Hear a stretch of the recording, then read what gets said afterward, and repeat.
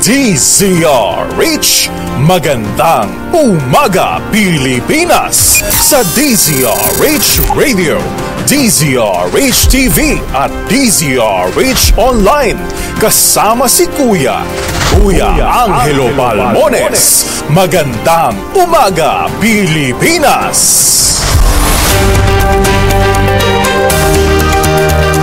Luzon, Visayas at Mindanao, kumusta na po kayo ngayon? Ewan ko kung tayo ay napapakinggan ngayon sa ibayong dagat dahil nga po sa down po ang lahat ng website, ang mga online system natin. Ay, 12-12 ngayon, ang daming sale 12 ng Disyembre 2024, ngayon po ay Huwebes. Sa uno ng ating mga balita, 6.352 trillion peso national budget para sa 2025 niratipikahan na ng BICAM. Vice President Sara Duterte no show pa rin sa nakaschedule na investigasyon ng NBI. Iginit naman na hindi siya magtatago sakaling ipaaresto. Holiday traffic ramdam na sa mga pangunahing lansangan sa Metro Manila at mga pangunahing lungsod. Bulkang Kanlao nanganganib na rin na isailalim sa alert level 4. Bilang ng mga evacuees umakyat na sa halos 40,000. Bureau of Animal Industry may na-detect na kaso naman ng bird flu sa Camarines Norte. Batang babae patay sa tuklaw ng King Cobra sa Alicia, Bohol. Bagong balita, bagong impormasyon, kasama si Kuya Angelo Balmones. Magandang umaga Pilipinas! Kasama pa rin natin ang buong radyo natin FM nationwide, ang ating action radio station sa Luzon, Visayas at Mindanao. 91.7 BNFM Radio sa Cebu at 94.3 FM sa Jansan. Sa detalye ng ating mga balita, niratipikahan na ng Kamara at ng Senado ang final version ng 6.352 trillion peso national budget para sa 2025. Pareho lamang ito ng National Expenditure Program o ang original na budget proposal ng Pangulo na 6.352 trillion pesos. Hindi naman inalis ang pondo na 733 million pesos para sa Office of the Vice President. Habang nagkasundo ang mga senador at mga kongresista na magkaroon pa rin ng alokasyon sa ayuda para sa Kaposang Kita Program o AKAP. Pero ito'y tinapyasan mula 39 billion pesos, 26 billion pesos na lamang. Nagkasundo rin ang mga senador at mga kongresista na magkaroon pa rin ng AKAP. Pero ngayon daw ay may say na ang mga senador, hindi na exclusive para sa mga kongresista. Ayon sa chairperson ng Senate Finance Panel na si Senator Grace Poe, dinagdagan nila ang pondo ng ilang mahalagang sektor gaya ng edukasyon, health, disaster response, livelihood at social protection.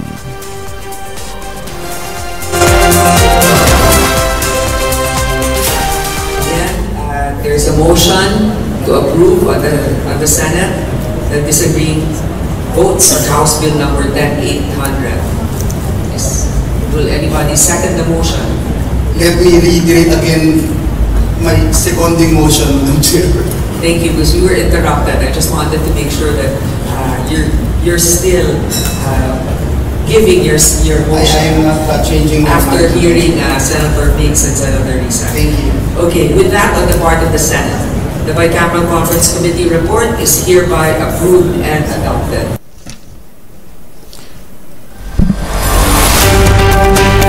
Samantala, ang mga pagbabago sa panukalang budget para sa 2025 ay naglalayong bigyang prioridad ang social services, healthcare, food security, electrification sa bansa. Ito naman po ay ayon kay House Committee on Appropriations Chair Elizalde Co na ako Bicol Party List. Ayon kay Co, ang mga pagbabagong ginawa ng Bicameral Conference Committee ay naglalayong mabigyan ng pangmatagalang solusyon ng mga problema ng bansa at matiyak na tama ang paggastos sa pondo ng bayan. Ikinukonsidera rin ng Kongreso ang mga issue ng Senado, partikular na yung pong pondo para sa Office of the Vice President. Yan pa man, ayon kay Congressman Co, ang mga programa ng OVP gaya ng financial at burial assistance ay ginagawa na ng ibang ahensya. Duplication lamang daw ito sa mga programa ng National Services kaya't hindi makatuwira na magkaroon ng hiwalay na pondo para sa social services ang Office of the Vice President. Sa Samantala, meron manong inilaan at 26 billion pesos para naman sa ayuda para sa Kapuasang Kita Program o AKAP at sinuportahan nga ito ng mga senador. Pinondohan din ang pagtataas ng daily subsistence allowance sa mga sundalo na magiging 350 pesos mula 150 o ang kabuuan ay 10,500 pesos kada buwan. Kasama rin sa pagbabago sa panukalang budget ang paglala ng pondo para sa mga dam, solar-powered irrigation system at ang pagpaparami ng produksyon ng pagkain sa bansa. May pondo rin para sa pagpapaganda ng healthcare facility gaya ng Philippine Cancer Center, Mega Hemodialysis Center sa National Kidney and Transplant Institute, Women and Children's Medical Center at modernisasyon ng Philippine General Hospital, yun din ng Philippine Heart Center at iba pang Regional Specialty Hospital. 9 minuto na makalipas sa alas 4 ng umaga. Posibleng lagda naman ang Pangulong Bongbong Marcos ang panukalang 6.352 trillion pesos sa 2025 national budget sa December 20, 2024. Ito ang sagot ni Presidential Communications Office Acting Secretary Cesar Chavez nang tanungin kung kailan seselyuhan ng Pangulo ang budget bill.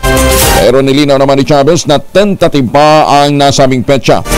Una nang naprobahan ng Bicameral Conference Committee kagabi ang final na version ng 2025 General Appropriations Bill kagabi. Dismayado naman ang ilan sa mga senador sa mga probisyon at final version ng panukalang 6.352 trillion peso national budget. Gaya na lamang ni Senator Sherwin Gatchalian, aminadong nadismaya dahil hindi pinagtibay ng BICAM ang budget support para sa state universities and colleges. Ayon kay Gatchalian, tinanggap ng Senado ang karagdagang pondo para sa free higher education na 3 billion pero pagdating sa BICAM tinanggal. Ikinalungkot naman ni Senator Juan Miguel Zubiri na hindi rin isinama sa final version ng BICAM ang sinusulong niyang dagdag na pondo para sa Department of Science and Technology. Sana naman lamang niya ay nasabihan sila na ganoon ang mangyayari para mahanapan ang paraan. Nakakahiya tuloy, sabi ni Zubiri, sa Department of Science and Technology. Lalo pangat sana ang PBOX ay nangangailangan ng dagdag na pondo dahil kulang sila sa monitoring equipment. At meron ho tayong mga aktibong bulkan, katunayan nag-aalboroto ngayon si Canlaon. Parehas na nadismayado sina Senator Risa Antiveros, JB Ejercito at Senator Bongo dahil naman sa hindi paglalaan ng pondo sa PhilHealth para sa 2025. Magandang umaga, Pilipinas! Bokya din ang pondo ng Philippine Health Insurance Corporation o PhilHealth sa inaprobahang pinal na bersyon ng panukalang 2025 National Budget ng Bicameral Conference Committee. Ang paliwanag naman ni Senate Committee on Finance Chair, Senator Grace Poe, dahil ito sa meron pang 600 billion peso reserve fund ang ahensya na kanilang pwedeng gamitin sa susunod na taon. Kailangan muna kasi niyang gamitin ang PhilHealth at ilagay na lamang sa ibang sektor na walang pondo ang sobrang budget ng ibang ahensya na hindi nangangailangan.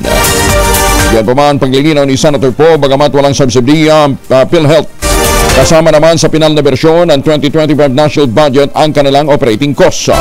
Hindi naman binanggit ni Senator Poe kung magkano ang naturang halaga. Hindi pa pinipirmahan ni Senator Bato de la Rosa ang 2025 national budget na inoprobahan ng Bicameral Conference Committee. Ayon kay Senator de la Rosa, gusto niya munang mabusisi ng husto ang national budget bago ito pirmahan. Ayaw naman daw kasing lumagdan ng senador ng walang ideya sa laman ng naturang budget. Nabatid na wala si Senator Bato pati si Senator Christopher Bongo sa Senate floor nang maratipikahan ang national budget. Sabi ni De La Rosa, tila paghingi lamang ito ng transparency lalo't pera ng taong bayan ang gagamitin dito.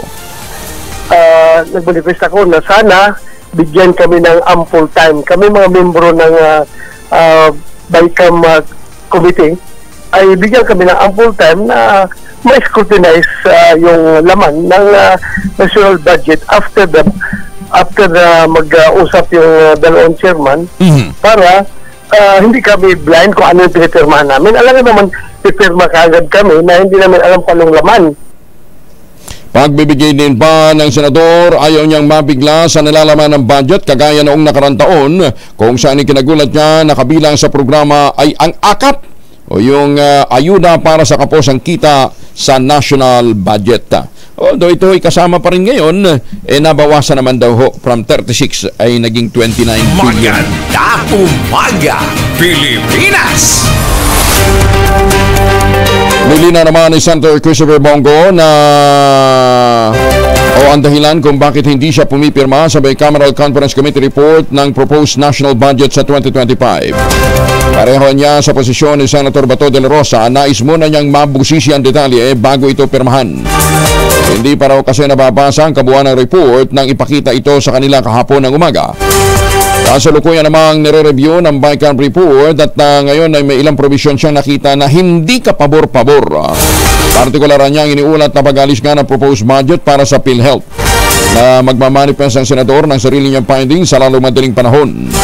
Bilang Vice Chair ng Senate Committee on Finance at Chair ng Senate Committee on Health, nais daw ni Senator Go na masiguro ng bawat piso ng bayan ay magagamit sa tamang mga programa para sa kalusugan na meron hong sapat na pondo ang basic health support. Idiniin pa ni Senator Go na marami ang naghihirap at marami ang nagugutom kaya't hindi siya papayag na maisantabi lamang ang adikain na ipaglaban para maproteksyonan ang kalusugan ng bawat Pilipino. Ay, sus may Ginoo. Yan ha, marami hong napuyat sa mga mambabatas natin dahil nga po sa pagpapatibay ng pondo. Pero si Senator Lito Lapid nagpasalamat na may kalab team pa siya kahit siya ang senior citizen na. Aba, italo na balita mula kay Gorgie Rula. Gorgie, good morning! Game na game si Senator Lito Lapid sa pagsagot tungkol sa primanda love team nila ni Lorna Tolentino sa FPJs ang Batang Quiapo.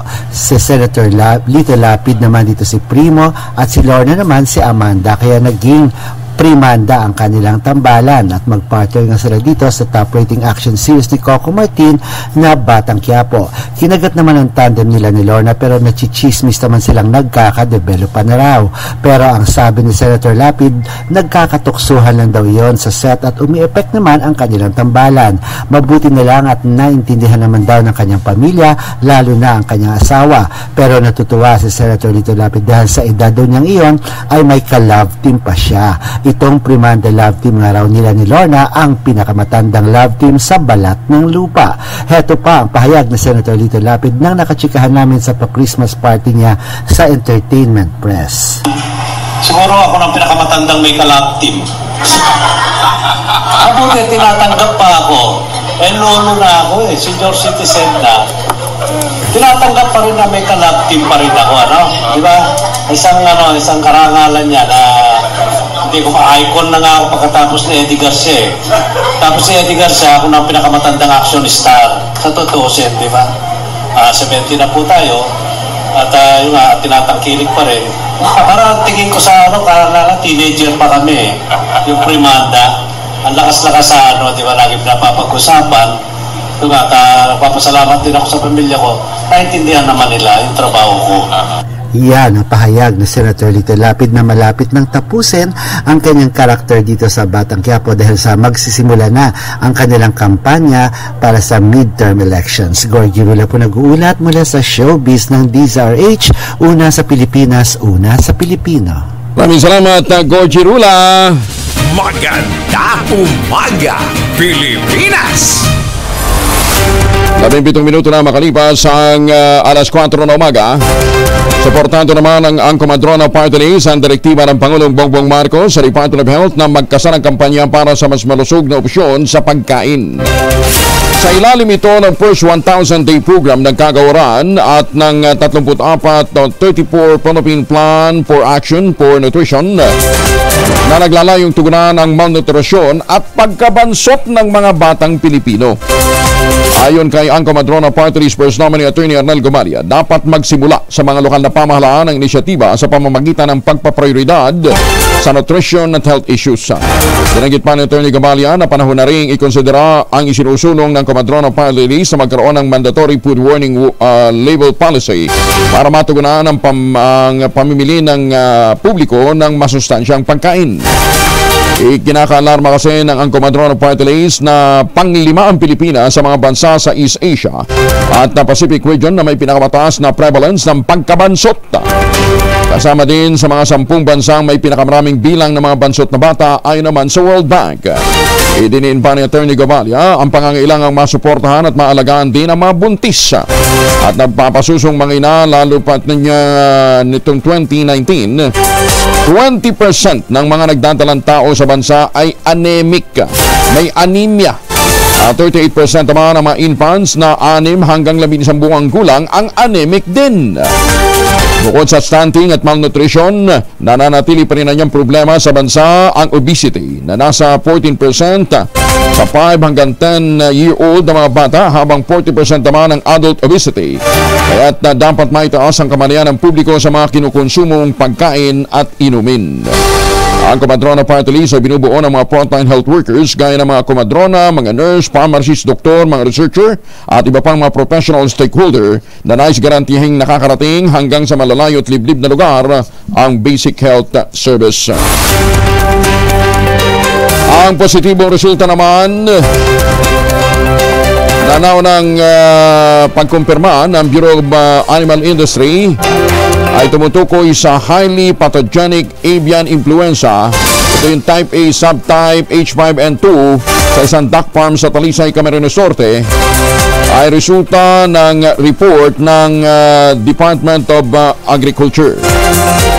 Ipinarating ito ng Animal Disease Diagnosis and Reference Laboratory kasunod ng inilunsad na routine surveillance ng Department of Agriculture Regional Field Office noong pang Nobyembre.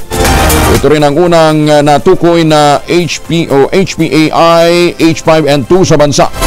Kauna-unahang naitalang influenza case sa lalawigan.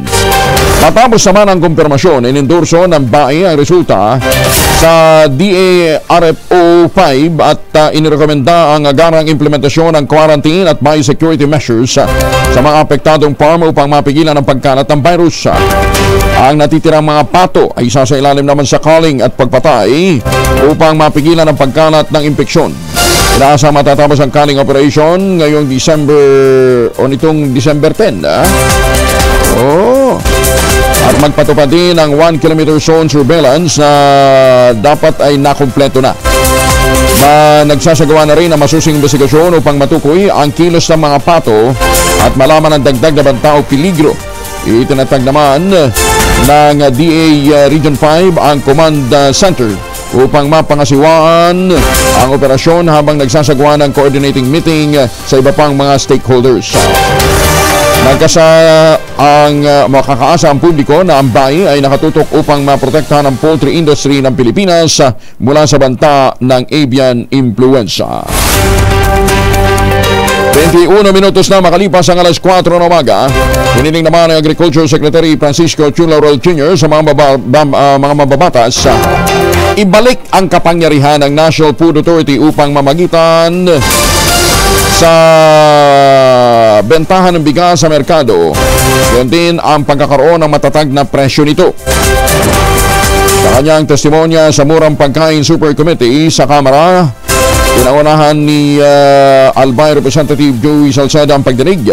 Binigyan din ni Secretary Chun Laurel lalakas ang kakayahan ng gobyerno na maimpluwensya ng presyo ng bigas at maprotektahan ang mga mamimili kung ibabalik ang kapangyarihan ng NFA na magbenta ng bigas direkta sa publiko. Simula kasi ng maisa batas ang Rice Tarification Law noong 2019, inalis na ng kapangyarihan ng NFA. Inalis ng batas ang kapangyarihan mag-import ng bigas at direktang ibenta sa publiko. Pinagbabawalan din ng NFA na bumili ng palay sa mga lokal na magsasaka at tanging mag-imbak lamang para sa reserba ng bigas ang kanilang magiging function. Pinaling ng DA na amyandahan ang Rice Tarification Law kasama ang pagbabalik ng kapangyarihan ng NFA na mamagitan na nga po sa merkado, pero hindi pa naaprubahan ng naturang mungkahi.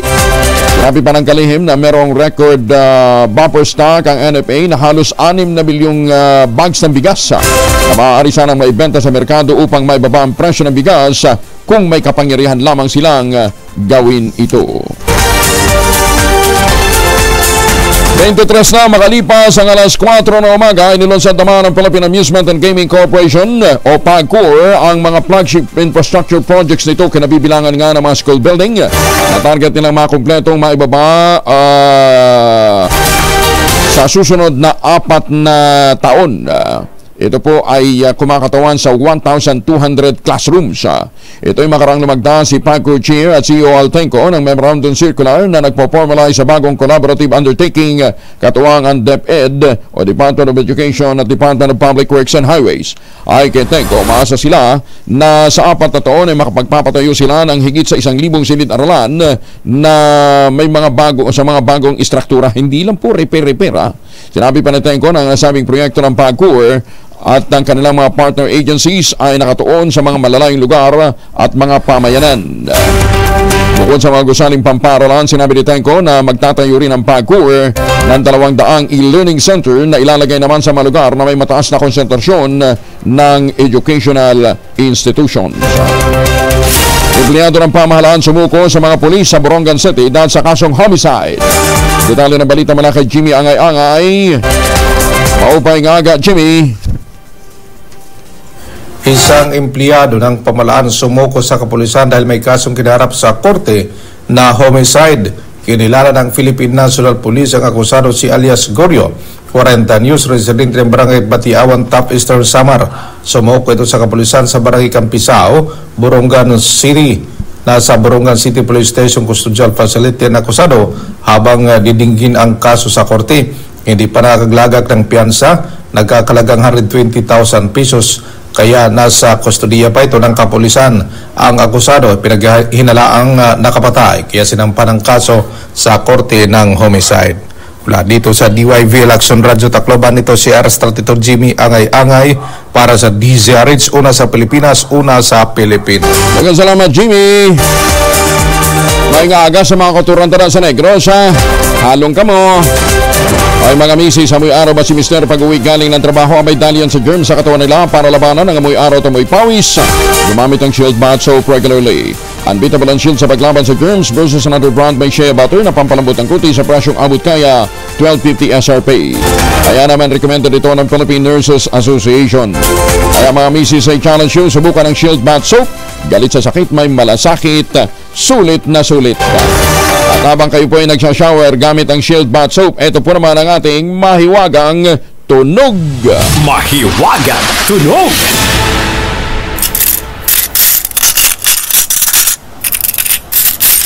Ayan. Yung isang item ba, pagka ginagamit, kailangan gumamit ng smart dishwashing? Hindi naman po. Ayan, ha. Pero ang isang item na hinahanap natin ay transparent. Parang budget ba? Kailangan natin ng transparency. Ayan. Parang nakikita natin kung ano nandun sa loob. Ayan. Sa isang bagay na transparent, ang isa sa mga bagay, dalawa kasi hinahanap natin, ha. Yung isang bagay na hinahanap natin ay transparent. Ayan, ha. Sundin ang tamang format po ng pagte-text sa inyong pagsagot. Empty space, name / address / contact number / at ang inyong sagot. Ipapadala nyo yan sa 0919-282-6485. Isang beses lamang po maaaring mag-text sa ating text line gamit ang inyong mobile number. At doon sa mga sasali online, okay na ba yung online natin? Kinakailangan meron ho kayong share badge. Ang premyong naghihintay ngayong araw na ito ay 3,000 piso. Maganda umaga, Pilipinas! 27 na makalipas ang alas 4 ng umaga. Oy mga mamis, pwede pa rin ho tayong mag-laundry day today, ha? Kunot no ka ba kapag makapit, madikit at malupit ang mancha? All you need is Pride. At mapahirapan ang self-clean sa Pride, easy at worry-free naman ang laundry. Sa triple stain away formula, tanggal ang matitinding mancha based on test of chocolate, mud and sebum and cotton. Gawa po ito ng ACS. ramdam na matinding holiday traffic sa mga pangunahing lansangan sa Metro Manila. Ito naman ang namomonitor ngayon ng Metropolitan Manila Development Authority 2 linggo bago sumapit ang Pasko. Ayon kay Gabriel Go, ang chief ng MMDA Special Operations Group Strike Force, sa EDSA pa lamang halos 470,000 mga sasakyan ang dumaraan araw-araw simula nang pumasok ang holiday season. Sinabi pa ng opisyal ng nabanggit na bilang ay inaasahang madadagdagan pa dahil sa nakatakdaring Christmas break ng mga eskwelahan. Dahil pa man, tinitiyak pa rin ni Go na handa ang MMDA na tugunan na matinding traffic ngayong panahon ng Kapaskuhan.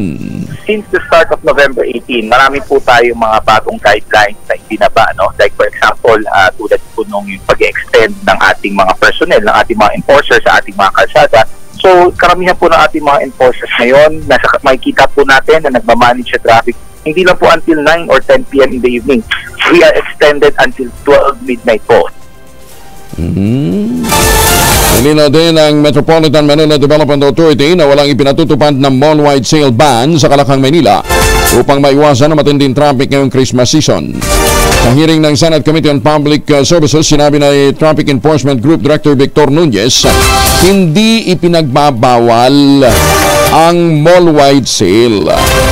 Sa halip, nung magpulungan niya ang mga mall operator noong October 17 na pagkasundo ang i-adjust lamang ang mall hour mula alas 11 ng tanghali hanggang alas 12 ng hating gabi mula November 18 hanggang December 25. Pinalilimitahan din ang oras ng delivery sa mall mula alas 10 ng gabi hanggang alas 5 ng umaga. Pagdating sa issue ng shopping mall sales, napagkasundan lamang niya na iwasan ang sabayang sales ng mga ng mga mall at dapat niyang nakikipag-ugnayan muna ang mga ito sa MMDA 2 linggo bago ang schedule. Wala naman daw. Naalarma na ang Philippine Drug Enforcement Agency o PDEA sa tumataas na bilang ng mga parcel na may lamang illegal drugs. Ayon sa PDEA, mas marami nang gumagamit ng high-grade marijuana o kush ngayong holiday season dahil sa kabi-kabilang mga parties. Sa dalawang magkahiwalay na operasyon ng PDEA, mahigit sa 12 milyong pisong halaga ng marijuana ang nasamsam sa mga parcel sa Central Mail Exchange Center. Pinaghuhusay pa ng PDEA ang K9 units at X-ray nito para sa pag-detect ng marijuana sa mga parcel na papasok naman sa mga cargo terminal ng mga airport at seaports sa buong bansa. Alas 4:30 ang oras sa buong kapuluan. Mga kayhoy, may mga importanteng lakad. May dalawang formulation ng family alcohol na pwede natin baunin, proteksyon ng pamilya laban sa mikrobyo. Yung family 70% ay isopropyl alcohol. Yan po especially prepared for clinics, hospital, pharmacies, laboratories, pero okay na okay din po sa mga households. Very effective yan sa disinfection at sterilization. Ganyan ang bagsik ng family, 70% ay isopropyl alcohol. Maghapon man natin gamitin, no problem. Hindi po manunoy ating mga kamay dahil meron po itong moisturizer. Yun namang mabangong family rubbing compound improved alcohol. Ayan po yung mabangong isopropyl alcohol na ginagamit po ng mga masahista, mga barbero, mga doktor, mga nurse, mga kumadrona for sponge bathing and other cleansing purposes. Family rubbing alcohol parang DCRH subok na sa mahabang panahon. Mabibili sa namang butik at convenience stores nationwide. Family rubbing alcohol, hindi lang pampamilya, pang sports pa. Bagong balita, bagong impormasyon. Kasama si Kuya Angelo Palmones. Magandang umaga, Pilipinas! Alas 4:31. DZRH, a proud member of MBC Media Group. Bagong balita, bagong impormasyon. Kasama si Kuya Angelo Palmones. Magandang umaga, Pilipinas! 33 na makalipas ang alas 4 na umaga, may nanalo na! Hindi po sa ating pamaskong promo, ha? May nanalo na nga po sa Radyo Natin Excellence Award 2024. Makinig at manood sa December 20, araw ng Biyernes, alas 7:30 ng gabi sa Radyo Natin Nationwide. Sabay-sabay nating ipagdiwang ang husay at dedikasyon ng ating mga radio stations nationwide, yung mga Radyo Natin stations. Yan din ang kanilang mga programa at kilalanin din ang kanilang mga natatanging mga announcers at mga reporters. Live na mapapakinggan sa Radyo Natin Nationwide at live din mapapanood online sa YouTube at Facebook. Abangan din ho ninyo yung mga anniversary games ng Radyo Natin Nationwide, ha? yung Liricas at saka yung Jeyo Quiz. Ang radyo natin anniversary celebration hatid sa atin ng ACES Manufacturing Corporation, makers of Pride Detergent at Shield Bath Soap. At hatid din sa atin ng Angko Madrona Party List. No show pa rin si Vice President Sara Duterte na National Bureau of Investigation upang magpaliwanag tungkol sa naging kill threat niya kay Pangulong Bongbong Marcos, First Lady Liza Araneta Marcos at Speaker Martin Romualdez. Halip, tanging ang kinatawan ni VP Inday na si Attorney Paul Lim ang nagtungo sa tanggapan ni NBA Director Jimmy Santiago, bit-bit ang sulat ng Vice Presidente. Nakasad sa sulat na itinatanggi niya ang pagbabanta sa buhay ng mga opisyal. Binanggit din doon na naging bias ang investigasyon o pagiging bias ng investigasyon ng NBI na nasa ilalim ni Secretary Boying Rimulya na alter ego naman ni Pangulong BBM at Chief Alter Ego ni Executive Secretary Lucas Bersamin. Ayon naman kay Santiago, ang pagtanggi ni BP Inday na humarap sa investigasyon ay may tuturing na ring pag-waive niya sa kanyang karapatan na madinig ang kanyang panig. Habang hindi niya matatanggap ng NBI ang sulat na ito ni BP Inday na ipinadaan sa abogado dahil hindi naman ito sworn statement. Nagpahayag naman ang NBI na handa silang tanggapin anumang oras kung nanaisin ni BP Inday na magsumite ng counter affidavit. 5 drug personality arestado. Nakakunan pa ito ng shabu at armas. Detalye ng balita mula sa Action Radio Davao mula kay Jun Soter. May buntag naman, Jun. Ayong buntag usab, Kuyang Angel, arestado ang 4 na lalaki at isang babae matapos ikinasan drug bypass operation sa mga operatiba ng Bahada Police Station dakong alas 10:52 ng umaga sa kilometro 11 Dacudao Village, Barangay Cabantian, Davao City. Batay sa report ng Bahada PNP, ang target sa operasyon ay isang alias Luco, 40 anyos at nakatira sa Barangay 29, Davao City. Sa nasabing operasyon, naaktuhan naman ng kapulisan na nagsiyabosisyon ang mga kasamahan ni alias Luco dahilan para arestuhin sila. Ang mga narestong kasamahan na kilalang sina alias Jimboy, 31 anyos, alias Aslin, isang babae, 25 anyos, alias Ray, 21 anyos, at isang alias Dave, 18 anyos. Maliban sa mapakitis sa inihinalang shabu, nakumpiska rin sa posisyon ni alias Jimboy ang 2 unit ng kalibre 38 revolver na may 8 bala. Sa ngayon, nakulong na ang mga suspect sa Bahada Police Station at naharap sa kaso paglabag sa Republic Act 9165 o Comprehensive Dangerous Drugs Act of 2002 at Republic Act 10591 o illegal possession of firearms na naarestong si alias Jimboy. Ito si Jun Suter para sa DZRH. Una sa Pilipinas, una sa Pilipino. Dagang salamat, Jun Suter. Tinatrabaho na ng Facebook Management ang technical issue na nangyari sa Facebook. Pumaso ito, may babalik na ito sa lalong madaling panahon. Kaya doon sa mga kababayan natin abroad na paano nga ba natin? Meron naman sa YouTube. Okay. Ala pa rin ho yung Facebook, ha? So, ala ding Messenger. Alam Facebook, eh. Todo naman ang pasasalamat ni Senator Amy Marcos o sa kay Senator Amy Marcos na ang mahigit sa 1,400 agrarian reform beneficiaries ng Bulacan, Aurora, na nabigyan ng titulo ng lupa na pangsakahan. Bulacan at saka buong lalawigan ng Aurora. Sa ilalim ito ng Republic Act 11953 o New Agrarian Emancipation Act na isinusulong ni Senator Marcos hanggang sa ito'y maisabatas ng Pangulong BBM. Layo ng nasabing batas na burahin ang lahat ng principal loan, unpaid amortization, at maging ang interest sa agrarian reform beneficiaries. Gayon din i-exempt sila sa pagbabayad ng estate tax sa agricultural land sa ilalim ng Comprehensive Agrarian Reform Program. Ayon sa magsasakang si Romeo Rodriguez mula Bataan, dahil sa masigasig na trabaho ni Senator Amy, nabigyan ng katuparan ang pangarap nilang magbubukid na magkaroon ng sariling lupang sinasaka. Sinabi ng mga benepisyaryo, partikular na Isabel Miranda Salazar mula Bulacan, malaking kaligayahan at magandang regalong pamasko ang patuloy na pag-iikot ni Senator Amy at ng Department of Agrarian Reform upang mamahagi ng titulo ng lupa sa mga magsasaka. Matapos ang ilang dekada nilang paghihintay at pagtitiis, na isa katuparan din na matagal na lang pangarap sa ilalim ng Marcos administration. Umasa naman ang magsasakang si Bernardo Galang de Guzman, patuloy na itutulak ni Senator Amy ang mga batas at mga programa upang masuportahan ang gaya niyang maliliit na magsasaka. Kami po ay lubos na nagpapasalamat sa ating kapatid na si Senator Amy, sa ating Sekretaryong Conrado Estrella, at sa ating pong Regional Director na si James Arsenio Ponce, nilang pagtutulungan upang matupad ang programang ito para sa mga magsasaka. Pagpatuloy nila yung mga binibigay na biyaya sa aming maliliit na magsasaka.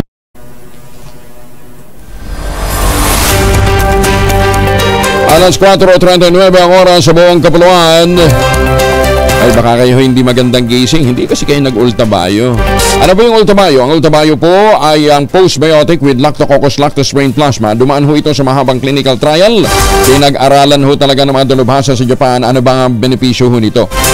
Ang bawat kapsula po ng ultabayo ay nagtataglayan ng 50 billion cells ng Lactococcus lactose strain plasma. Kaya pagpasok ho nito sa ating katawan, talagang napaka-potent po nito na itinataboy po yung mga toxin sa ating katawan dahil ina-activate po nito yung tinatawag na PDC, plasmacytoid dendritic cell.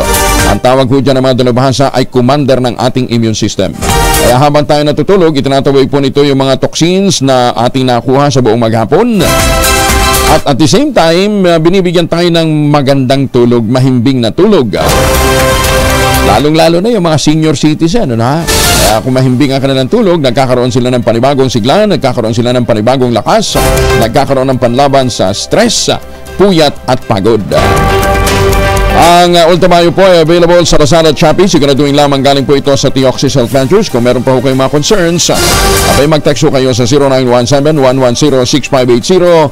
At mga tanong pong medical, ay po pwede nyo ring ipukol dyan. May mga medical experts po tayo nakastambay. Ang ultimayo ay available din po sa Mercury Drug, Amesco Drug, Joann's Pharmacy, Curamed at Pasmed. Registrado po ito sa Food and Drug Administration at halal certified. Ang ultimayo po ay hindi gamot at hindi dapat gamitin panggamot sa anumang uri ng sakit. Higit naman sa 5.2 million pesos na halaga ng marijuana, winasak na Cordillera. Winasak ng Cordillera PNP. Ito po ay mula sa lalawigan ng Benguet at Kalinga. Detalye ng balita mula kay Romy Gonzalez sa RH41 ng Bagdabigat. Romy. Winasak ng mga operatiba ng Cordillera PNP ang higit 5.2 milyong pisong halaga ng tanim na marijuana sa iginasang anti-drug operation sa lalawigan ng Benguet at Kalinga.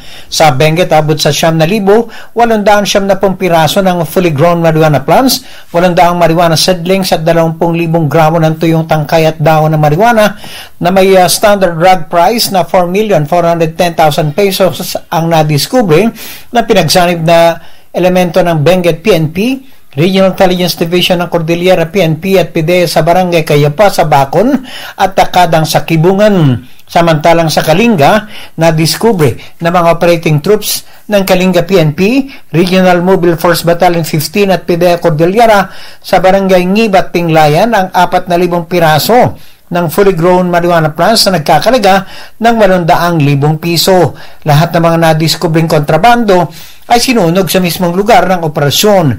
Nagsasagawa naman ng follow-up investigation ang mga PNP units para matukoy ang ibang marijuana plantation sites at mahuli ang mga responsable sa pagtatanim ng marijuana. Ito sa RH41, Romy Gonzalez para sa DZRH. Una sa Pilipinas, una sa Pilipino. Maraming salamat, Romy Jose Gina. Magandang umaga, Pilipinas! Ayun, dando po sa Seattle, Washington. Nagyeyelo ngayon. Ba, sarap ng buhay, ano? Lamig ng panahon. Kumusta na ho kayo, ha? Kumusta na ho sa masuki natin abroad all over the world? Kumusta na ho kayo? Sana ho, doon ho sa mga OFW natin na pauwi ho ng Pilipinas, bumili ho ng tangerine chocolate sa halip na bumili ng imported na pasalubong na tsokolate. Ano ba itong tangerine chocolate? Yan po ay brand ng mga magniniyog yan po sa lalawigan ng Quezon. Yan po ang brand ng kanilang tsokolate. Katulong nga po ni Dr. Helen Tan, yung po mga planting material ng kakao galing Davao, hinakot po yan para maitanim sa ilalim po ng mga nyugan. Kaya ngayon nagpo-produce ho sila ng sarili nilang dekalidad na kakao beans at pinaprocess para maging tangerine chocolate. Available sa 0919-095-5935. I-check nyo rin ho yung mahigit 10 variants ng tangerine chocolate sa tangerinechocolate.ph. Ang raw material niyan ay galing din po sa ani ng ating mga magsasaka. Ito natin available po yan sa 0919-095-5935, lalong-lalo na dun sa mga naghahanap pa ng ipangreregalo ngayong Pasko. At sabi ho ni Dr. Helen Tan, sa pagbili ho natin ng tangerine chocolate, pinalakas na natin ang loob ng ating mga magsasaka, pinalakas natin ang ating ekonomiya, pinasaya pa natin ang ating mga loved ones. Tangerine chocolate, 100% gawang lokal, but taste and looks global. Maganda umaga, Pilipinas! Babaeng wanted sa Arson, sa Alamel, Sarangani, natunton at naaresto na. Detalye mula kay Jun Di Makutang Aris 19. Assalamualaikum, Jun. Alaikum assalam, Kuyang Angel. Sa isinagawang pursuit operation, natunton ng Police Regional Office 12 ang pinagtataguan ng isang babaeng wanted sa kasong arson sa Alabel, Sarangani Province. Ang suspect na kinilala lamang sa alias na Golda, 57 years old, ay nalocate sa bahagi ng barangay Nadol, bayan ng Alabel, na nasa talaan ng Pro 12 bilang top 10 most wanted person regional level. Sa bisa, nagawa ng arrest, mahinahong sumama ang suspect na ngayon nasa kustodiya na ng Alabel MPS at nakatakdang ihaharap sa korte. Pinasasalamatan naman ni Pro 12 Officer in Charge Regional Director Police Brigadier General Arnold Argente ang community na tumutulong sa kapulisan upang malinis ang community sa mga gumagalang may kaso sa batas. Mula sa Central Mindanao, RH19, Jun Di Makutak, DZRH, una sa Pilipinas, una sa Pilipino. Maganda umaga, Pilipinas! Sukran, Jun. Nagsama-sama naman ang mga pambato ng Partido Demokratikong Pilipino sa 2025 midterm elections sa atang chairman nitong sinating Pangulong Digong Duterte. Nagpotosasyon ang pinipilaban senatorial votes kabilang si Atty. Jimmy Bondoc, Senator Ronald Bato de la Rosa, Senator Bongo, Atty. J.B. Hinlo, Atty. Raul Lambino, pinobserbador kasama ang dating presidente. President ang mga local candidate at mga national officers ng partido na pawang nakasuot ng jacket na may pulang o kulay pula, asul at puti. Pero ang logo siyempre ng PDP Labangan. Kasabay nito, binigyan din ni Atty. Bondoc ang kahalagahan ng pasasalamat sa lahat ng aspeto ng buhay. Ipinunto pa ni Atty. Bondoc na walang kaligayahan, pagkakaibigan, kaalyado sa politika, mental health at spirituality. Ang twister, nang walang pasasalamat dahil ito ang gumigising sa lahat ng kabutihan na meron ng isang tao. Una lang sinabi ni Atty. Bondoc na hindi siya kumakandidato para sa mga Duterte, kundi para maipagpatuloy ang mga prinsipyo nito at mga legasiya na napatunayang epektibo sa ilalim ng pamumuno at nagpabuti sa kapakanan ng mayorya. Samantala, pag-aaralan pa ng National Bureau of Investigation, kumuli pa nilang ipatatawag si Vice President Sara Duterte. Ito'y matapos naman na muling hindi sumipot ang Vice Presidente sa nareschedule na pagharap sa NBI dahil sa pagdalo nito sa isang Thanksgiving party kasama ang media. Ayon kay NBI Director Jaime Santiago, nagpadala namang ng sulat si VP Inday kung saan marin nitong itinanggi ang pagbabanta niya sa buhay laban sa Pangulong BBM, First Lady Lisa Marcos at yung din kay House Speaker Martin Romualdez. Yan man sinabi ni Santiago, hindi naman isang sworn statement ang ipinadalang sulat ni VP Inday. Kung sufisyente na po ba yun, masasagot yung mga, nasagot yung mga gusto naming katanungan sa kanya. Kasama na po, lagi ko pong sinasabi, kasama po yung gusto naming imbestigahan, yung sinasabi niyang may threat sa kanyang buhay. Kung hindi po malinaw ang kanyang mga doon kami mag-base na lang kung sa anong statement ang ibibigay niya sa amin. Wala namang plano si VP Inday na magtago o umalis ng bansa sakaling iparesto siya ng mga otoridad. Binigyan din ng Vice Presidente na nais niyang nasa parehong bansa pa rin kung nasaan ang kanyang mga anak sakaling tuluyan siyang makulong. Inaasahan na raw ni VP Sara ang worst case scenario na magpapatalsik sa kanya sa pwesto at maharap din sa patong-patong na kaso. Maliban kasi sa usapin sa NBI, may nagsampa na rin ng reklamo laban sa kanya, partikular ang PNP. At may kinalaman ito sa direct assault, disobedience at grave coercion. Naharap din siya sa dalawang impeachment complaint na inihain naman ng iba't ibang grupo dahil sa manumalyang paggamit ng confidential fund ng pamunuan niya ang Department of Education. No, I do not plan to leave the country or I do not plan to hide if there will be a warrant of arrest. Mainly because my children are here. So if I am detained, I want to be able to still see my children. So I have no plans of doing that. I have no plans of leaving the country to hide. Ayun. Wala namang pinagsisisihan si BP Inday sa kanyang pahayag na may inutusan na siyang papatay. Kina Pangulong BBM, First Lady Lisa Marcos at Speaker Martin Romualdez kung may papatay sa kanya. Ito ang, o kung may pumatay sa kanya. Ito ang sinabi ni BP Inday sa press conference matapos nga muling hindi dumalo sa investigasyon ng NBI. Ginit ni BP Inday Sara, mainam nang malaman ng mga ito na hindi siya mamamatay nang walang kabuluhan. I think they should start with where is this coming from? That is the question that they should ask themselves.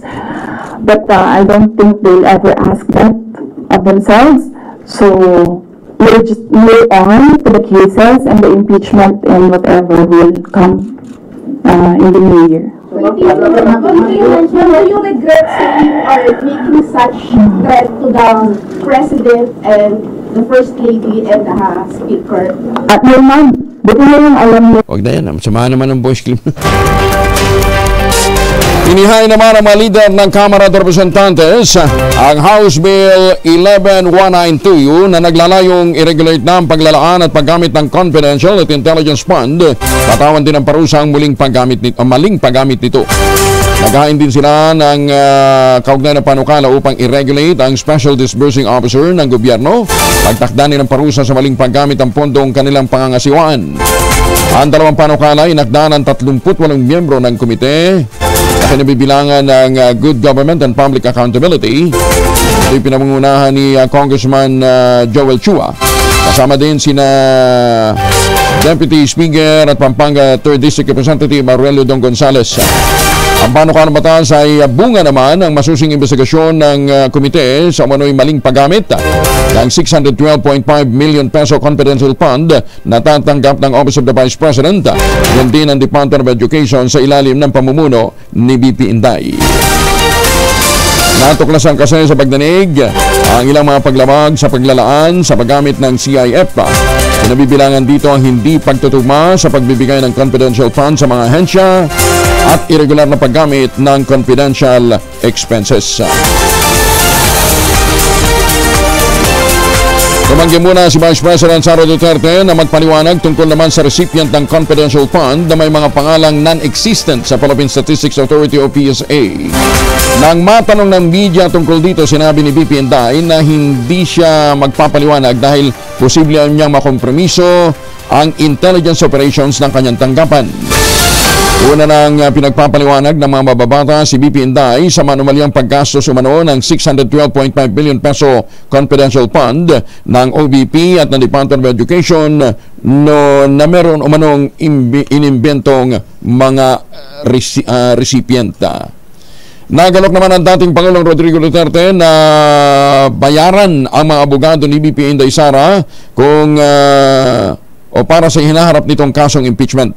Ayon kay BP Inday, 1 taon na siyang kumakausap ng mga abogado para paghandaan ang kasong ito dahil nais nilang mag-assign ng isang abogado sa kada kaso. 2 impeachment complaint ngayon ang kinakaharap ni BP Inday at may posibilidad na maging 3 pa.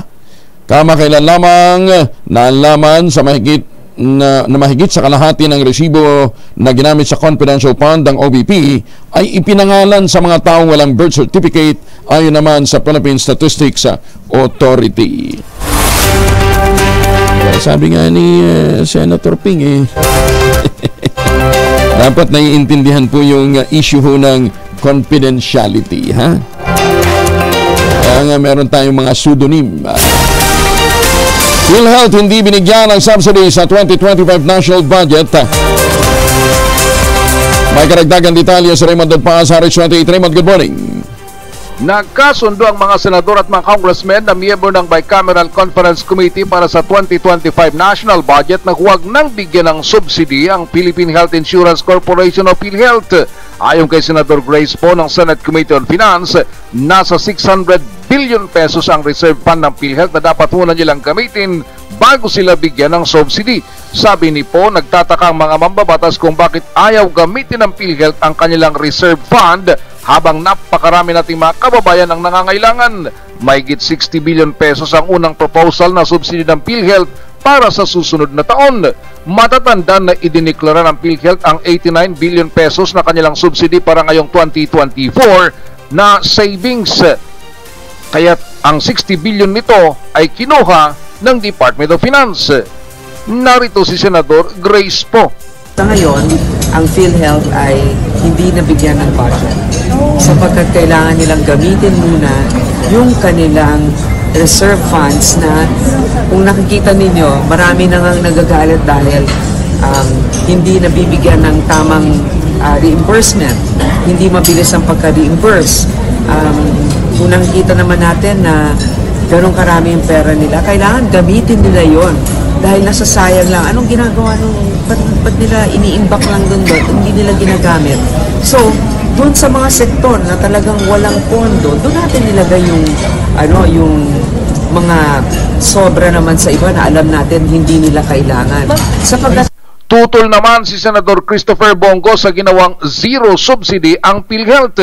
Dapat nga ay bigyan ito ng sapat na pondo at hikayatin ng PhilHealth Management na gamitin ito para sa benepisyo ng mga miyembro. Nagtatanong ngayon si Senador Go kung saan napunta ang dapat na subsidy ng PhilHealth para sa susunod na taon. Narito si Senador Bongo. Bigyan sana natin ng maayos at sapat na budget ang PhilHealth at hikayatin ang PhilHealth na i-maximize ang paggamit ng kanilang pondo para sa kanilang mga health-related programs and services. At dapat sana kung ano ang budget na nawala sa PhilHealth, dapat sana ay mapunta sana sa health. Ang budget ng health dapat para sa health. Hindi ko alam kung saan napunta ang 74 billion na dapat sana para sa PhilHealth at para sa health. Kung may Ito si RH28 Raymond Adpaz para sa DZRH sa una sa Pilipinas, una sa Pilipino. Maraming salamat Raymond Adpaz. Parang okay, iba. Ulitin natin. Maganda umaga, Pilipinas! Iba kasi napipindot. Yan. Iba yun.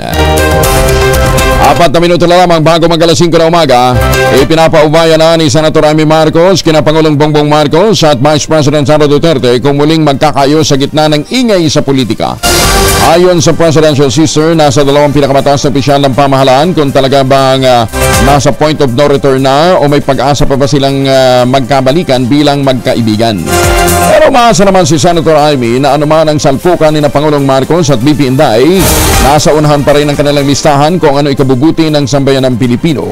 Sagot ito ng senador ng tanungin tungkol sa panawagan ng ilang mababatas na mamagitan na siya pag-ayusin ang kanyang kapatid na Pangulo at ang matalik na kaibigang Vice Presidente.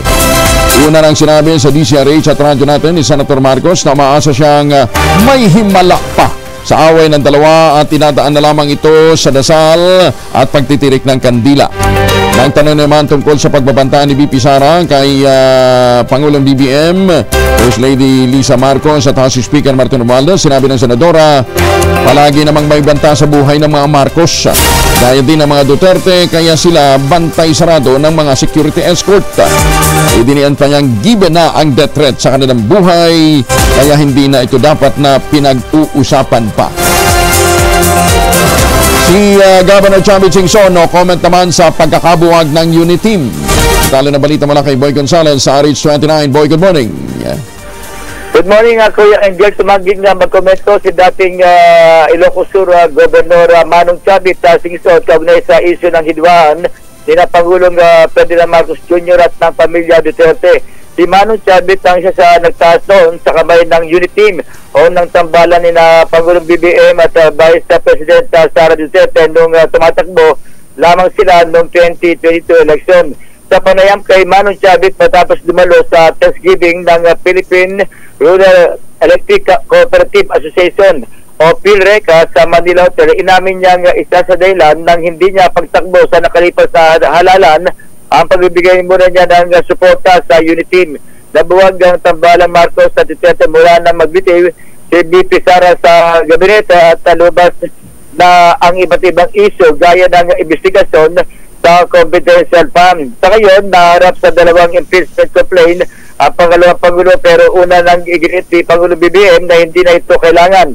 Samantala, bagaman siguradong susuportahan ng mayorya ng mga taga-norte sa kandidatura para sa 2025 midterm election, nais din daw makuha ni Singson na suporta ng South, partikular sa Mindanao. Ilan sa isusulong ni Manong Chavit ang murang kuryente at 500 piso na lifetime ayuda sa mga mahirap na 18 taong gulang pataas sakaling palari sa Senado sa susunod na eleksyon. Ito si Boy Gonzales para sa DZRH, una sa Pilipinas, una sa Pilipino. Maraming salamat, Boy Gonzales, Justy Aguila sa ating mga kababayang pababa galing ho ng norte. Ingat kayo, ha? At ano sa mga naghahanap ho naman ng magandang investment opportunity pagbalik ng Pilipinas, ito, pinakamurang ready for occupancy unit sa buong housing industry ngayon with easiest term. 5% lamang ho ang down payment, pwede pang gives. And with 20,000 pesos all-in down payment, pwede ka na maglipat bahay agad after 7 days ng take-out ng Pag-ibig Housing Loan. Ito po yung handog sa atin ng Westchester Realty, yung mga proyekto nilang si Vera Mabalacan, si Vera Bacolor, Samira at saka si Vera Prestige. Tawag na ho sa 0996-501-5555 o sa 0947-434-5555. Napakalapit lamang po nito sa Clark International Airport at Clark Economic Zone, at nasa loob po ng township ang eskwelahan, simbahan, palengke, grocery stores, pati munisipyo nandun din ho sa loob ng township. Kaya hindi mo na kinakailangan pang bumiyahin ng pangkalayo-layo. At kung ngayon ho kayo mag-avail dito po sa mga proyekto ito ng Westchester Realty, aba, may chance pa ho kayong manalo ng brand new car ngayon pong Disyembre. Plus, matik, meron ho kayong Royal Noche Buena. Okay, kompleto na. Bago ng bahay mo, bago pang chikot mo pagkapasko, libre pa ang Noche Buena mo. Di ba ang bongga? Ay, teka muna, happy birthday muna kay Ma'am Noemi Talinio dyan po sa North Cotabato. Si Ma'am Noemi po ay magandang may bahay ni Mayor Roger Talinio ng Carmen, North Cotabato, at mother ho siya ni Governor Lala, ha? Madam Noemi Talinio, happy birthday. Ayan, at saka magandang umaga din po sa ating mga suki dyan po sa iba't ibang panig ho ng mundo. Midnight Singers, ha? Dyan po sa Las Vegas, sa San Diego, California. Si Sir Manny, Sir Jun, Sir Art, Tita Lloyd, si Ma'am Cora at Ma'am Linda. Pagbutihin ho ninyo ang inyong mga gagawin pang mga road shows dyan po sa Los Angeles, California at San Diego, California. Nagpapatuloy yan. Ay, maganda umaga din kay Mayor Sani Mendoza ng Talisay, Batangas, at sa iba pang mga suki nating maagang gumigising. Justice Max de Leon, kumusta ka na? Maganda umaga, Pilipinas! 5:01 ang oras sa buong kapuluan. Champion Detergent para less time sa alas 5 ng umaga. DZRH, magandang umaga Pilipinas, sa DZRH Radio, DZRH TV at DZRH Online. Kasama si Kuya Angelo Balmones. Magandang umaga Pilipinas. Balik tayo sa mga balita. Nangako ang Pangulong Bongbong Marcos, gagawin nila lahat para maisakatuparan ang hangarin na maging option lamang ang pagtatrabaho sa ibang bansa ng mga Pilipino. Sa kanyang talumpati sa 2024 Presidential Awards for Filipino Individuals and Organizations Overseas, sinabi ng Pangulong Marcos na batid naman nila kung bakit nagtutungo sa ibang bansa ang ating mga kababayan. Ito ang dahilan kung bakit patuloy din ang pagsisikap ng pamahalaan na mabigyan ng mas magandang oportunidad ang mga Pilipino dito sa Pilipinas. Diyan pa man binigyan din ng Pangulo na hindi naman nila itinitigil ang pagsuporta sa mga OFW at pagprotekta sa kanilang mga karapatan at kapakanan saan man panig sa mundo naroroon. Our dream is to one day make overseas work a choice rather than a necessity. We continue to implement reforms in governance and economic development to provide our people with opportunities here at home. However, we are in a globalized world, and talents will continue to move from one border to another. Annually, millions of people move across international borders to work. And so against this backdrop, The Philippines remains committed to ensuring that the rights and well-being of our overseas Filipinos and their families are safeguarded at all times, wherever they may be. We are Maganda umaga, Pilipinas! Ohayo gozaimasu sa ating mga kababayan dyan po sa Japan. Inikayat naman ng Commission on Elections sa COMELEC ang mga kandidato sa 2025 midterm elections gumamit ng environment-friendly at mga recyclable material sa kanilang pangangampanya. Sa 32 pahinang resolusyon kung saan nakasaad ang rules and regulation ng komisyon, pinaiiwas nito mga kandidato na gumamit ng mapanganib na kemikal at mga substance na hazardous substance sa campaign period. Inatasan din ng mga kandidato na sumunod sa mga polisiya ng mga lokal na pamahalaan na layong protektahan ang kalikasan gaya ng paggamit ng plastic at iba pang mga material. Bukod dito, pinaalalahanan din ng COMELEC ang mga kandidato hinggil sa intellectual property rights at sa paggamit ng kanta at mga slogan. At higit sa lahat, utang na loob, huwag ho ninyong papakuha ng mga puno. Pagka nakita ho ninyo na yung mga kandidato, ang mga materyales ay nakapako ho sa mga puno, itawag ho kaagad sa kanilang mga atensyon. Yung puno, hindi ho makakapalag. Kayo kayong pakuan. Diba? Pero kung ang puno, hindi ho nirespeto ng mga yan, tao pa kaya? Mga preso sa BJMP, dinalupihan Bataan, sumailalim sa Oplan Greyhound. Detalye ng balita mula kay Danny Comilang, RH37. Danny, good morning. Alinsunod sa programa ni Police Brigadier General Rodrigo E. Maranan, Regional Director, at sa gabay ni Colonel Palmer Tria, Provincial Director ng Bataan Provincial Police Office, isang sorpresang Oplan Greyhound ang isinagawa sa mga detenido ng BJMP sa dinalupihang Bataan.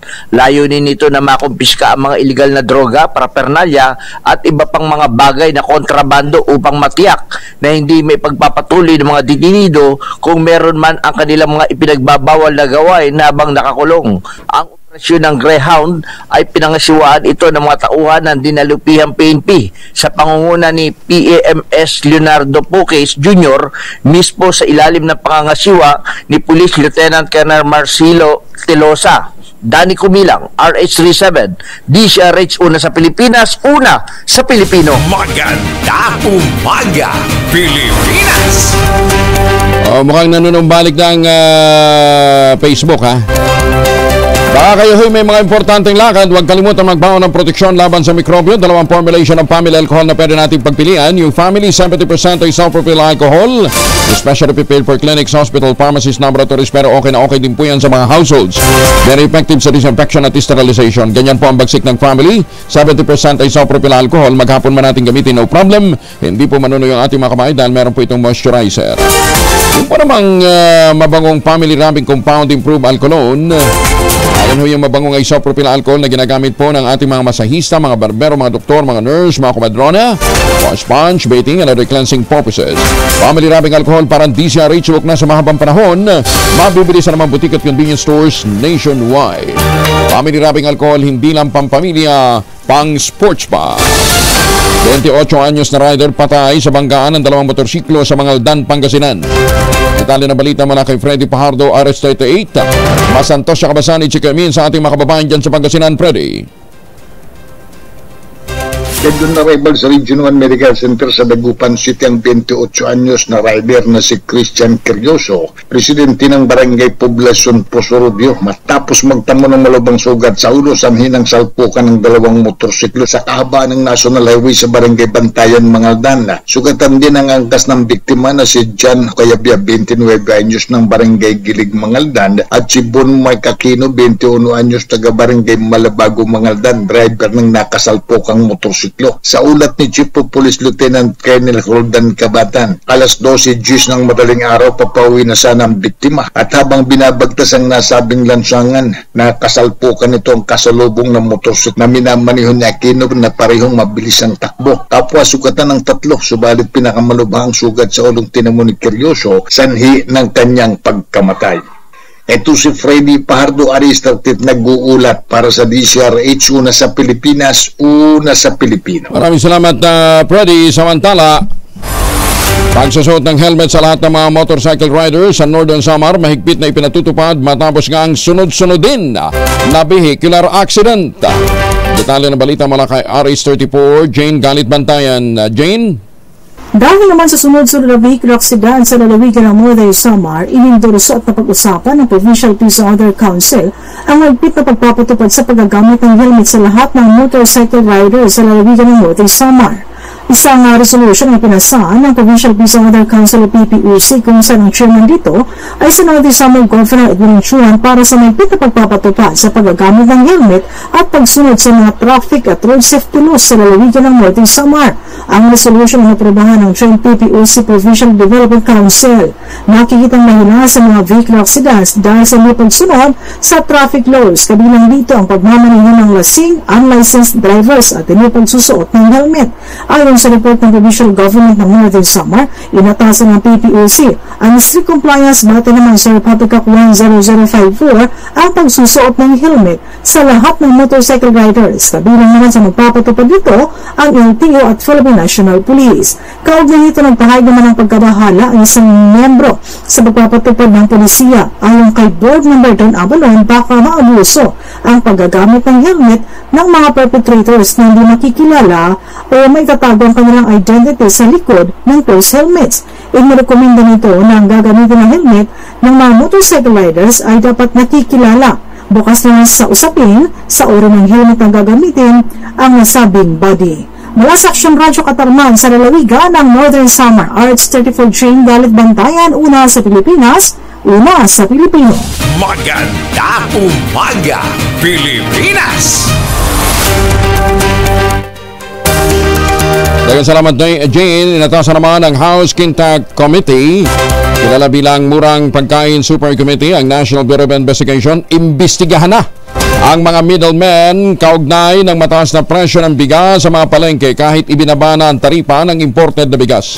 Nagaya ng motion si House Deputy Majority Leader at Iloilo Congresswoman Janet Garin upang makilala ang mga individual at mga organisasyon na responsable sa mataas na presyo ng bigas. Nagunda naman si Cavite 2nd District Representative Lani Mercado Revilla at tinaprobahan ang rekomendasyon ng lead chair ng Quintacom na si Congressman Joey Salceda. Naghay na motion si Garin matapos ang presentasyon ng Philippine Competition Commission kaugnay ng kahinaan ng rice supply chain. Tinanong ni Garin si Agriculture Secretary Francisco Kiko Chulaurel kung sino ang nagbabantay sa mga middleman. Maaari daw kasing kinokontrol ng mga middleman ang supply ng bigas upang makapagbenta sa mas mataas na presyo. Mahalaga din ninyang mapunan ang kakulangan ng sa rice tarification law na nag-aalis ng kapangyarihan ng National Food Authority na gumawa ng hakbang upang mapanatili ang magandang presyuhan ng bigas. Kasama na natin si Rhea Torres mula sa Pag-asa. Alamin natin ang magiging lagyan ng panahon sa mga susunod na oras. Ma'am Rhea, good morning. Good morning po. Good morning po sa ating mga tagapakinig sa magiging lagay po ng panahon natin ngayong araw. Sa kasalukuyan po ay wala tayong binabantayan na LPA o bagyo sa loob at labas ng ating Philippine Area of Responsibility at wala din po tayong inaasahan na bagyo o LPA na makakaapekto sa anumang bahagi po ng ating bansa sa susunod na 2 hanggang 3 araw. Bagamat asahan pa rin po natin na malaking bahagi ng ating kapuluan ay makakaranas po ng maulan na panahon ngayong araw dulot po ng mga weather systems na patuloy pong umiiral at nakakaapekto sa ating bansa. Dahil po sa shear line ay magiging makulimlim pa rin po yung panahon at may mga posibilidad pa rin ng mga katamtaman hanggang sa paminsan-minsan malalakas mga pagulan sa may Aurora, Quezon, pati na rin sa Camarines Provinces at Catanduanes ngayong araw. Meanwhile, dulot naman ang epekto ng Intertropical Convergence Zone or ITCZ, buong Mindanao, pati na rin sa Central Visayas, sa may Palawan, sa Negros Oriental at Leyte, pati na rin sa Southern Leyte, buong araw po na makulimlim na panahon o maulap ang kalangitan at may kasama po ito ng mga katamtaman hanggang sa malalakas na mga pag-ulan. So, doble ingat po sa ating mga kababayan dyan sa mga posibilidad ng mga pagbaha, pati na rin yung pagguho ng lupa. Yung hanging amihan naman or northeast monsoon ay patuloy pong nakakaapekto sa may Hilaga at Central Luzon at magdudulot po ito ng mga katamtaman or rather maulap na kalangitan na may light to moderate na mga pagulan sa Cagayan Valley as well as sa ilang bahagi po ng Cordillera Administrative Region. Meanwhile, dito po sa Metro Manila at sa nalalabing bahagi naman po ng Luzon at Visayas ay generally fair weather po inaasahan natin ngayong araw.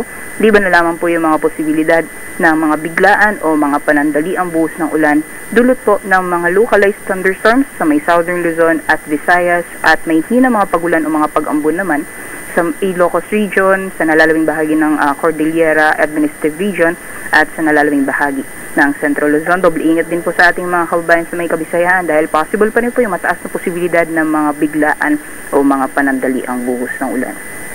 Sa kalagayan po ng ating karagatan ay wala po tayong gale warning na nakataas. Iba yung pag-iingat lamang po sa mga planong pumalaot sa mga dagat baybayin po ng Luzon at sa silangang karagatan ng ating bansa na sa katamtaman pa rin hanggang sa maalon po yung ating mga karagatan. Yan naman po latest mula dito sa Pag-asa Weather Forecasting Center. Rhea Torres po, magandang umaga. Ma'am Rhea, hindi yata masyadong malamig ngayon.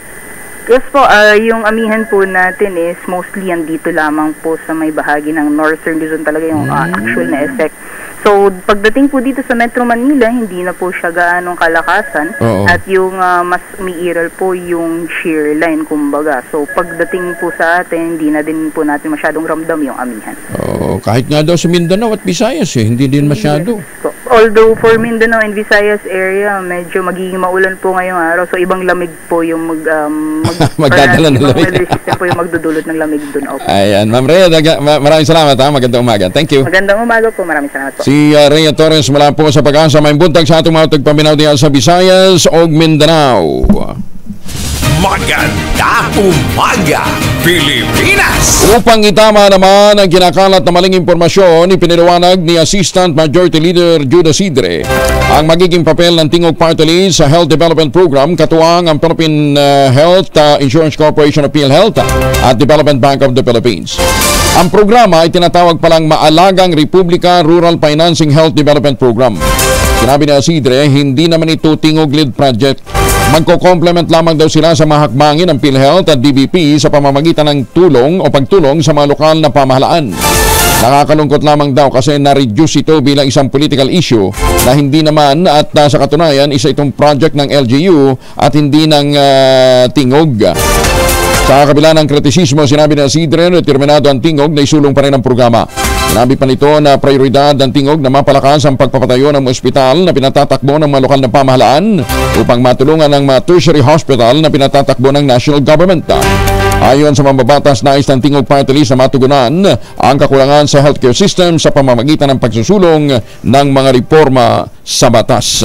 Maganda umaga, Pilipinas! Hanap buhay muna tayo, 5:17 ang oras sa buong kapuluan.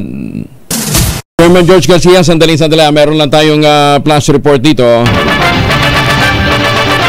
Flash Report! Flash Report! Ay naku, at isa happening estudyante, papasok pa lamang na eskwela, hinold up ng riding in tandem dyan po sa Caloocan. Detalye mula kay Edwin Duque, Aris 23. Edwin. Kuya Angel, halos mangiyak-iyak itong si George na isang estudyante ko Angel na nag-aaral dito sa Caloocan. Hinold up ng dalawang naka-motorsiklo dito sa may kaban ng 10th Avenue. Di kalayuan dito sa may Rizal Avenue sa may LRT ko Angel. Kasama yung tatay nito na napadaan dito sa aming harapan ng di mapalagay dahil yung dalawang naka-motorsiklo na nagpakilalang may baril ay kinorner siya dito sa may First Street corner 10th Avenue at sa pilitang kinuha yung kayang cellphone. Ang problema ko Angel, wala tayong nakikitang nag-ikot na otoridad o dapat yung mga patrol ng pulis. Lalo na ngayong oras ito ko Angel ay oras ng pasukan. Kaya hindi natin alam kapag ganong mga sitwasyon, hindi mo alam kung sino yung mga nabibiktima dahil mga naka-helmet. Kaya siguro ma-atensyon natin yung ating kapulisan lalo na sa Caloocan na kapag ganitong oras ng pasukan ng trabaho, lalo na yung mga estudyante ay laging nag-iikot upang hindi na mabiktima dahil kapag kailan lamang ko Angel, magkapares na problema sa 9th Avenue naman na hinold up din yung isang babae at sa pilitang kinuha yung kanyang cellphone. Sa ngayon ay nagtungo na sa police station yung mag-ama para itulog yung nangyari dahil hanggang ngayon ay wala pang dumatang mga border patrol dito sa lugar na sana'y andito yung mga sentrong paaralan na marami estudyante lalo na sa mga oras na ito. Yung ating update mula pa rin dito sa 10th Avenue, Grace Park, Caloocan. Ako sa Edwin Tugan, nagulat sa Disa Race. Una sa Pilipinas, una sa Pilipino. Maraming salamat na Edwin. Maganda umaga, Pilipinas! Deadline yata ngayong araw na ito ng pagre-rehistro ng mga online account na gagamitin ng mga kandidato sa eleksyon. Kasama na natin si Chairman George Garcia ng COMELEC. Chairman, good morning. Magandang umaga po sa Angel at sa mga kababayan natin, magandang umaga din po. Ay, teka muna, kumusta ang budget ho ng COMELEC? Okay naman? Okay naman po, Sir Angel, pero siyempre yung katulad ng binanggit ko sa inyo dati ay nabawasan kami ng 14 billion. Wow. 3 billion para sa national and local elections at 11 billion para sa barangay and SK elections. At yun po more or less ang lalabas na approved budget kung sakali lang po sa atin pong Kongreso. Eh paano yung eleksyon sa Disyembre? Yun po yung aming sinabi nga po natin, mas magandang focus na muna kami dito sa national and local elections. Siguro nagagawan pa namin ng paraan yung 3 billion, pero siyempre yung 11 billion, so yung dyan masasacrifice po lalo na yung honoraria po ng ating po mga guro, sapagkat yung pong malaking component po doon ay yung pangdagdag sa honoraria ng ating mga guro at yung pag-hire ng tinatawag na support staff para sa kanila sa bawat presinto. Di bali, baka siguro naman may chance pa para sa supplemental budget, pero malaki din 11 billion. Opo, Sir Angel, at talaga po tayo ay naninikluhod. Sana nga po, bago dumating yung barangay SK elections ng December ng 2025, ay sana nga po ay ito'y mapagbigyan kahit madagdagan man lang, kahit man lang kalahati, upang maibigay lang po natin yung karagdagan sa ating mga guro at yung kanilang training na kakailanganin, nakaalaman para po sa pagkukondak ng barangay and SK election. Opo, dito na tayo sa issue na gusto naming maitanong sa inyo. Wala na bang extension yung deadline ng online registration ng mga online account? Wala na po, Sir Angel. At yung po gusto natin panindigan sapagkat gusto natin sabihin sa mga kandidato, political parties, wag po tayong masasanay na tayo ay laging umaasa, may extend naman yan, pwede naman ma-extend yan. Hindi na po tayo mag-i-extend sapagkat ang tagal na po natin ina-announce, Sir Angel. Sa inyo pong programa, paulit-ulit po namin ina-announce at sa iba pang programa ng DCRH. At sa lahat po, sinasabi natin, as early as 2 or 3 months ago, sinabi na natin na ang deadline ay December 13. So, December 13 it is, Sir Angel. Okay. And yun namang mga account na gagamitin nila, okay lang yan, basta't ang tawag dito? Hindi, personal account, walang problema, no? Yung gagamitin lang talaga sa pangangampanya. Opo, Sir Angel, at tatandaan po ng lahat, hindi po namin pakikialaman kung ano ang nilalaman ng kanilang mga accounts sapagkat pagka po pinakialaman namin yan, idinikta namin sa kanila kung anong dapat lang ang nilalaman ay magbabiolate tayo ng tinatawag na freedom of expression or freedom of speech na ginagarantiya ng ating saligang batas. Subalit, alam niyo po kapag ang nilalaman ng mga social media accounts, lalo na ng kandidato at political parties, ay may misinformation, disinformation o kaya naman ay fake news, ay kaagad namin itong ipapatake down sa ating mga platform. Tayo po ay may pinilagdaan na usapan sa kanila na kung saan sila po ay matinding nakikipag-ugnayan sa Commission on Election. So yan po yung mga iiwasan natin, fake news, misinformation, at disinformation. Hindi, tsaka yung mga commercial nila, di ba? Doon din kailangan, may ano din ba? May link din ba yung online advertisement? Yan po, Sir Angel, ang wala. At maliwanag po yan sapagkat yun nga po dahil sa batas, ang sabi, ang radyo ay 90 minutes, ang TV ay 120 minutes, bawat kandidato sa bawat istasyon, at siyempre sa dyaryo, meron pong, meron pong limitasyon din sa kalaki, o ano ba, half page or whole page ng buong dyaryo. So, pero po sa social media, hanli po yan, more or less 24 hours a day, pero pwede dahil nga po, Sir Angel, hindi kami pwede magkaroon ng limitasyon o restriction dahil yan po ay kakailanganin ng batas patungkol sa bagay na yan. Ay, huwag kayong umasa magpapasa sila. Mukhang kinakailangan na mag-regulate talaga dito ang COMELEC, ano ha? Dahil siyempre, alam niyo po, Sir Angel, napakanipis po ng distinction o yung ika nga yung pwedeng sabihin na natin legal na pwedeng gawin ng COMELEC at hindi dapat gawin ng COMELEC. Kaya lang, kita niyo po talagang ginawa namin for the first time. Nagpasa tayo ng tinatawag na social media regulation, at least para sa campaign, para sa mga political parties at sa mga kandidato. Uulitin ko lang po, Sir Angel, hindi kailangan magparehistro ang mga pribadong individual. Hindi po natin sila sinama sapagkat pagka nag-like ka lang o nag-repost ka, hindi naman dapat yun pinaparusahan o hindi dapat yun mare-regulate ng COMELEC. Ang kailangan, yun talagang gagamitin sa kampanya. Tama po, Sir Angel, at dapat merong ang purpose talaga ay para sa partisan political activity. Teka muna, Chairman, ilan na ho ang nagparehistro until today o until kahapon? As of kahapon po, Sir Angel, mga 8,000 po ang nagparehistro ng mga kandidato at political parties. Opo. At yun po ay meron tayo more or less mga 6,000 para po receive online. At sa mga sa mga senatorial aspirants as of kahapon 32 pa lamang, yung po mga local aspirants ay mga more or less 6,000 at syempre yung po mga political parties ay mga 140. Dito naman po, Sir Angel, sa mga file mismo ng hard copies ay umaabot na po tayo ng mga 3,000 mahigit. Ano bang requirement? Hard copy talaga? O online lang tapos... Ay, hindi po. Kahit online lang po, tapos meron lang affidavit na ipafile po sila, kaya hindi po mahirap hindi na, dahil may form na rin po tayo na pinascribe na kanila pong pwedeng ma-download o kanila pong makita sa amin pong website. Okay, ayan. So, meron pa ho kayong hanggang maghapon bukas, today and tomorrow, para ho magparehistro nang sa gayon hindi, tawag dito, ma-deactivate yung inyong mga account na gagamitin ho ninyo sa panahon ho ng pangangampanya. Nako, alam ho ninyo, lalo pat na mahigpit ho ang direktiba ng COMELEC ngayon for environment-friendly campaign, napaka-importante po ng online campaigning. Sabi ko nga, meron isang leading senatorial, wala naman masyadong ginagawa sa Senado, di ba? Hindi rin masyadong nangangampanya. Aba, nasa top 10. So, napaka-importante ho talaga ng social media. Anyway, so, environment-friendly campaign, Chairman. Anong sabihin nun nito? Pati ho yung mga material? Opo, hindi lang po material, Sir Angel, dapat natin tatandaan ako, madami tayong klase ng mga halimbawa po.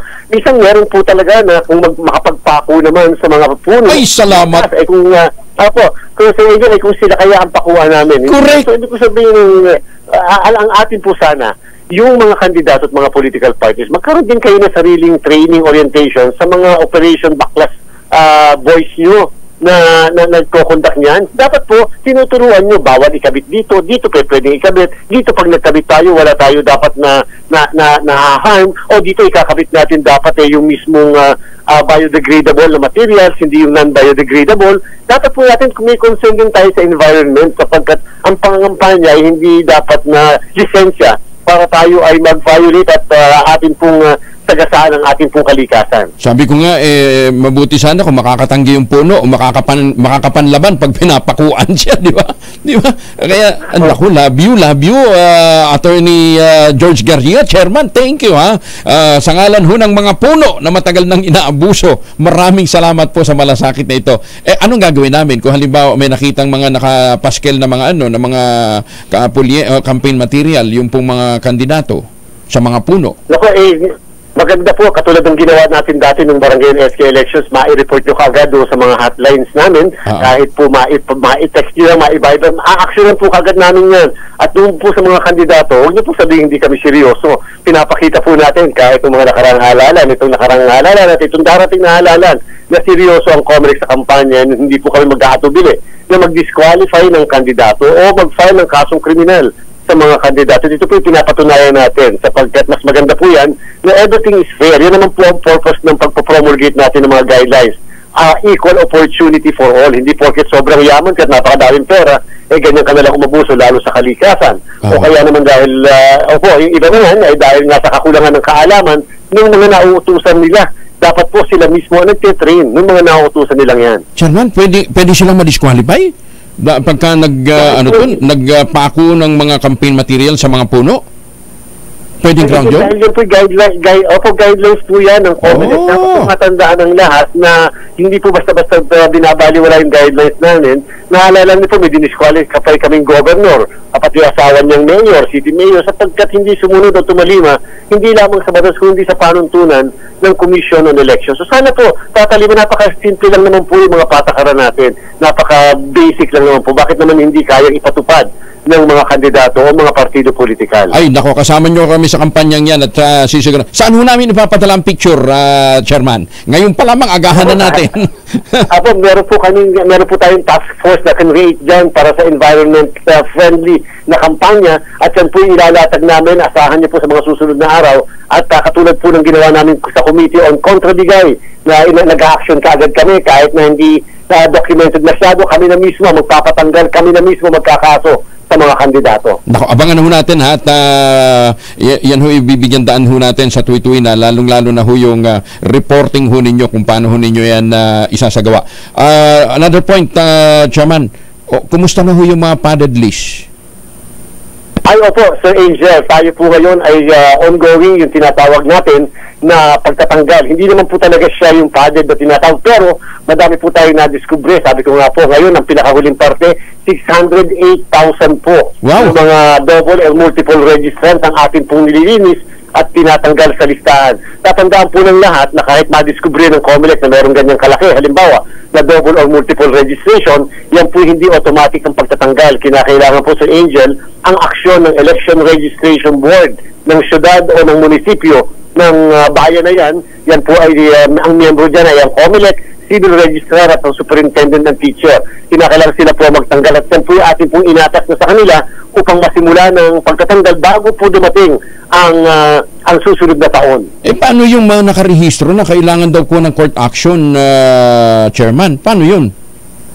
Yung po mga nakarehistro, tama po yan, kakailanganin ng petition for exclusion. Subalit, pagka kayo ay double or multiple registrant, kaya pwede po namin gawin yan, nasa kapangyarihan po yan ng ating Election Registration Board. Basta ba, bago tanggalin ang pangalan, may proper notice din doon sa mismong tao na tatanggalin. At hindi naman po tatanggalin ang lahat ng registration ng isang double or multiple registrant.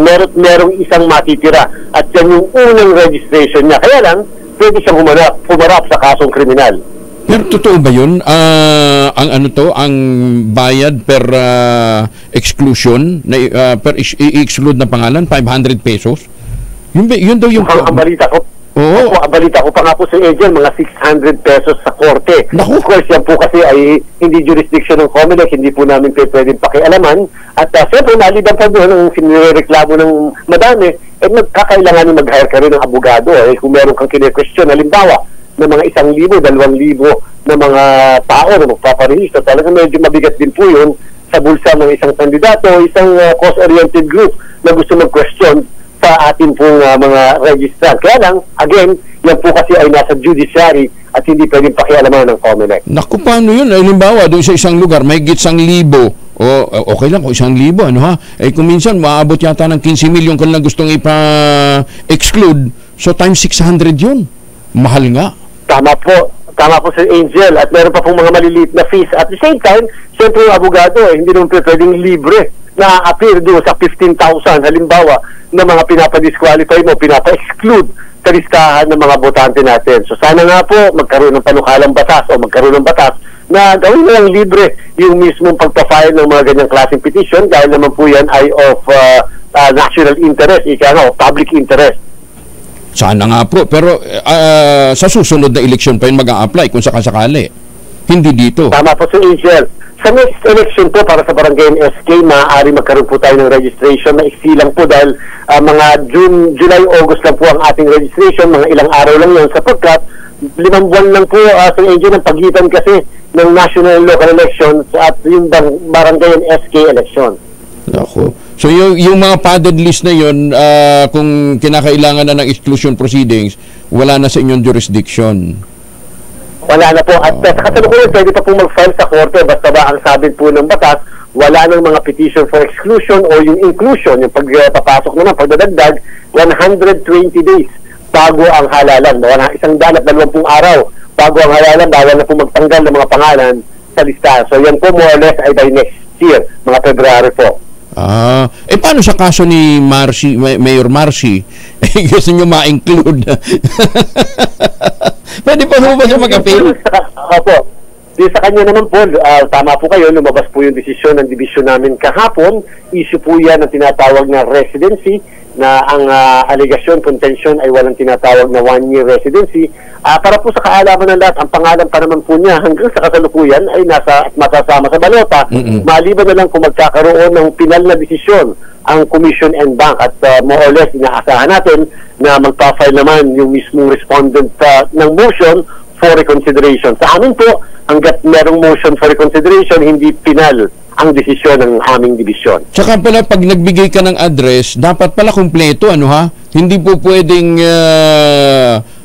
limbawa, ako, number 5, ganito yung kalye, wala man lang building, wala ano. Hindi pala po pwede yun? Kailangan very specific yung address?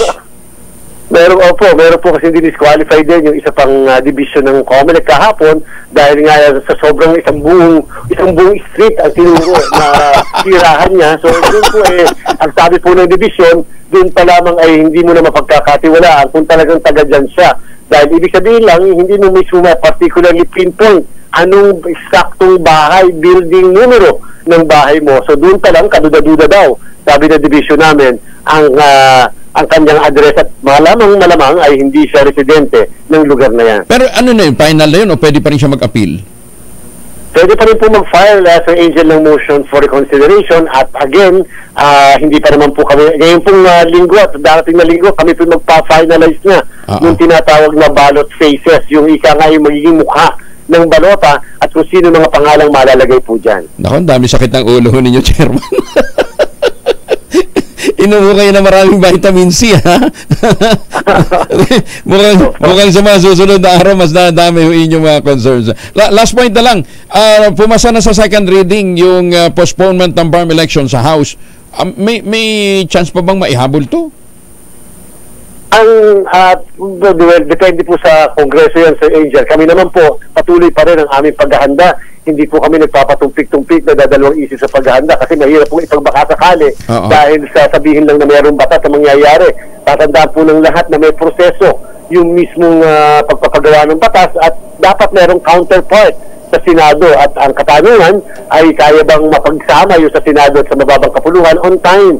Kasi po pag nag-print na po kami ng balota, Sir Angel, at nakalagay na yung mga pangalan ng mga kandidato, tatandaan po natin, nilalagay, piniprint ang pangalan ng kandidato. Nagbanggit po ako sa kanila na sabi po natin, bago matapos ang Disyembre, dapat maging maliwanag kung matutuloy o hindi ang eleksyon sa Bangsamoro. Pero nagsalita ng Supreme Court Sabi nila, final na yun. Opo, yung pong pagtatanggal ng mismong siya ng sulu sa Bangsamoro, yan, naging pinal na po yan, and therefore dapat po mag-hold kami ng eleksyon base sa wala ang sulu sa Bangsamoro, at therefore sa halip na 80 miyembro ng parlamento ay 73 na lamang. Liliwanagin ko po, Sir Angel, mabilis na mabilis. Hindi po porket halimbawa mapopostpone ang Bangsamoro parliamentary election ay postpone na rin ang national and local elections doon sa Bangsamoro. Tuloy pa rin po o matutuloy kung sakali mapostpone ang Bangsamoro election ang kanilang paghalal ng gobernador, vice-gobernador, sangguniang panlalawigan, congressman, pati hanggang mayor at sangguniang bayan. Ayan, okay, Chairman. Abangan ho namin yung mga magiging development ho ngayong araw na ito hanggang bukas. Basta't ang deadline para sa registration, online at saka physical registration ng mga social media pages na gagamitin ay ngayon hanggang bukas na lang. Ayan, Tama po, Sir Angel. Huwag na humabol sa deadline. Maraming salamat, Sir Angel. Thank you, Chairman. Paalala sa kanila at sa tulong niyo sa COMELEC. Salamat po, Chairman. Ingat po kayo. Magandang umaga po. Salamat po. Si Chairman George Garcia ng Commission on Elections. Magandang umaga, Pilipinas! Ito para ho sa mga nag-iisip pa ho ng pangregalo, wag din ho natin kalimutan, meron pong Tangerine Chocolate. Ang Tangerine Chocolate po ay produkto ng mga magdiniog ng mga magsasaka dyan po sa lalawigan ng Quezon sa tulong po ni Dr. Helen Tan, yung po mga planting material ng kakao galing Davao. Hinakot po yan para maitanim sa ilalim po ng mga nyugan yung po sa lalawigan ng Quezon. Kaya ngayon, ang ating pong mga magsasaka, mga magdiniog, meron na hong sariling brand ng tsokolate. Tangerine Chocolate. Available sa 0919-095-5935 o dili kaya yung mahigit 10 variants ng Tangerine Chocolate, pwede nyo i-check sa tangerinechocolate.ph. Sa mga pauwi ng Pilipinas, sabi po ni Dr. Helen Tan, tangkilikin natin ang gawang atin. Ang Tangerine Chocolate ay gawang lokal but taste and looks global dahil tinulungan din po ito ng DTI at ng Department Department of Science and Technology. Sabi nga po ni Dr. Helen Tan, sino bang magmamalasakit sa Pilipino kundi ang kapwa Pilipino? Kaya tangkilikin natin ang gawang atin. Maganda umaga, Pilipinas! Para nga pala sa mga kaibigan, kakilala at mga mista ni Police Brigadier General Noel Manabat, siya po ay pumanaw na ho kahapon. Yan ho hindi magandang balita para ho sa kanyang mga kaibigan, kapamilya, at saka mga mista niya. Class 80 po ng PMA ang kinabibilangan ni Police Brigadier General Noel Manabat. Antabayanan po ninyo at kukuha ho tayo ng karagdagang impormasyon kung saan po naman ang wake ng kanyang pong labi. Maganda umaga, Pilipinas! Alas 5:44. Panalo ang Pasko sa DZRH. Dahil sa Pasko Panalo, mas malakas promo. Tutok lang sa DZRH at manalo kapag kayo'y aming natiempohan na nakikinig sa DZRH AM o nanonood sa DZRH TV at DZRH Facebook. Instant may pamasko ka na, may aginaldo ka pa. 1,000 pesos na aginaldo, may pamaskong Noche Buena basket pa. Mula yan sa DZRH. Lakasan lang makinig sa DZRH Radio at tutok lang sa DZRH TV at DZRH Online. Dahil ang DZRH, una sa Pilipinas, una sa Pilipino. Ay, mga taga-Barangay Holy Spirit, Quezon City, antabayanan po ninyo si Sherwin Alparo, nag-iikot na dyan, mamimigay ho ng pera. Magpahuli ho kayo, lakasan nyo na ang inyong mga radyo at telebisyon. Maganda umaga, Pilipinas! 49 makalipas ang alas 5 na umaga, ay oras na para ho tayo mag-ultabayo. Ano bang ultabayo? Ang ultabayo po ay postbiotic with Lactococcus latex strain plasma. Ito po ay dumaan sa mahabang clinical trial dyan po sa Japan bago po narehistro sa Food and Drug Administration bilang kauna-unahang postbiotic food supplement na nasa registration po ng FDA. Ito po ay halal certified. Ang bawat kapsula po ng ultabayo ay nagtataglay ng 50 billion cells ng Lactococcus latex strain plasma. Ganun ho siya ka-potent. Kaya pagpasok po sa ating katawan, ina-activate po nito yung PDC, yung plasmacytoid dendritic cell. Yan po yung tinuturing ho na madalubhasa bilang commander ng ating immune system. Kaya na itataboy ho nito ang mga toksin sa ating katawan habang tayo po ay natutulog, nagkakaroon tayo ng panibagong lakas at siglan, lumalakas ang ating immunity. May panlaban tayo sa mga hamon ng stress, pagod at puyat sa maghapon. Kung meron pa ho tayong mga katanungan, mag-text po kayo sa 0917-110-6580 para po masagot ng ating mga medical experts. Available po yan sa Mercury Drug, Amesco Drug, Passmed Pharmacy, John's Pharmacy at Curamed. Pero huwag natin kalimutan, ang ultabayo po ay hindi gamot at hindi dapat gamitin paggamot sa anumang uri ng sakit.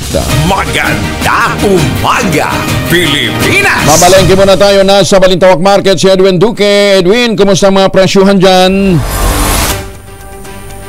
Ay butag Quintel, bahagyang mas mura konti yung presyo rito kaysa ibang paligid Quintel dahil yung presyo ng baboy, yung kundi yung magkakamali, yung frozen meat, yun ang 290 pesos yung kilo, habang yung bagong katay naman ay may mga 310 bawat kilo. Ganun din yung kasi, habang liempo naman ay 350 yung bawat kilo. Sa presyo ng manok, medyo mababa kundi, merong 210 yung bawat kilo. Sa presyo ng isda Quintel, hindi magkakatano dahil ang presyohan si Bambalengke halos parehas lamang dito sa Balintawak. Yung bangus na gupan nasa 230 hanggang 340, yung tilapia 160 pesos bawat kilo. 240 pa rin yung galunggong at yung tamban at medyo mababa konti ng 280. Habang yung posita pagkalamaris Quintel nasa 220 bawat kilo, habang yung pusit lumot ay 450. Yung shrimps, merong 400, merong 480 at meron namang 620. Sa presyo naman ng mga gulay, bahagya rin mababa. Dahil yung talong na 120 sa Pampalengke ay nasa 90 pesos lamang yung bawat kilo, habang yung sitaw ay 80 pesos, kalabasa 22, ang palaya 120, yung siling labuyo ay 520. Bahagyang mababa rito dahil sa ibang palengke 600 yung bawat kilo. Yung siling panigang 180, ang bell pepper 320, patatas 130 ang carrots 90 pesos, ang sayote ay mabibili ng 50 to 60 pesos sa bawat kilo. 160 naman yung kamatis, ang labanos 100, ang litos 140 o 80 pesos yung repolyo, habang ang bawang naman ay 110, ang sibuyas na pula 80 hanggang 100 pesos bawat kilo. Yung presyo ng bigas, meron ditong 50, merong yung pinakamaganda pa rin klase nito ngayon dyan ay 72 yung brown rice, habang yung Mindoro ay 70, at ang pinakamababa rito ay 50 pesos yung bawat kilo. Yan, kung yung ating price monitoring report pala pa rin dito sa Balintawak Market sa Quezon City, RS23. Edwin Duque ng ulat sa DSRS oras sa Pilipinas, una sa Pilipino. Maganda umaga, Pilipinas! Maraming salamat, Edwin. Pero ang St. Monique Balay, mananatili po sa 20,000 pesos ang monthly amortization. Ano ha? Yan po ay kung i-avail ho ninyo ang mga proyekto po ng St. Monique Balay sa Pag-ibig Financing. 30 years to pay. Ang St. Monique Balay ay most prestigious project ngayon dyan po sa Binangonan, Rizal. Meron po silang townhouse model na 2-story townhouse yan with balcony na ang pwede po nyong avail ay 2 to 3 bedrooms. Kaya pagkagising ho ninyo sa umaga at gusto ho ninyo na magandang simoy ng hangin, punta kayo ng balkon ng inyong balcony at doon ho ninyo makikita ang magandang tanawin. St. Monique Balay, the most prestigious project sa Binangonan, Rizal. Pwede ho kayo tumawag sa 0917-719-7908 para po sa karagdagang detalye. Maganda umaga, Pilipinas! 6 na minuto na lamang bago mag-i-sales sa umaga.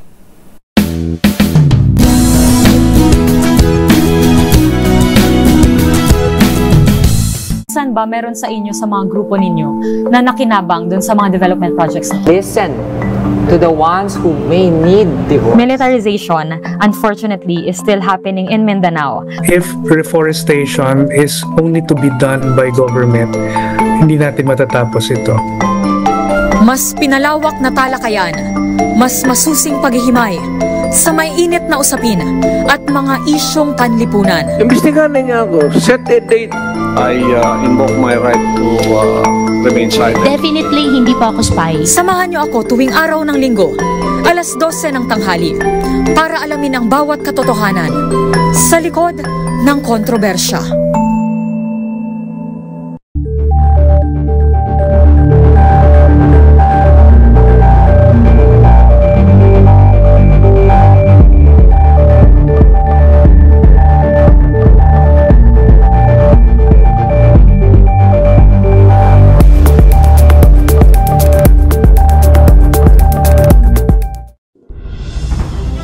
Tuloy-tuloy ang pagtulong, tuloy-tuloy ang pagseserbisyo at tuloy-tuloy ang balitaan kasama si May Binauhan sa Operation Tulong mula Lunes hanggang Biyernes.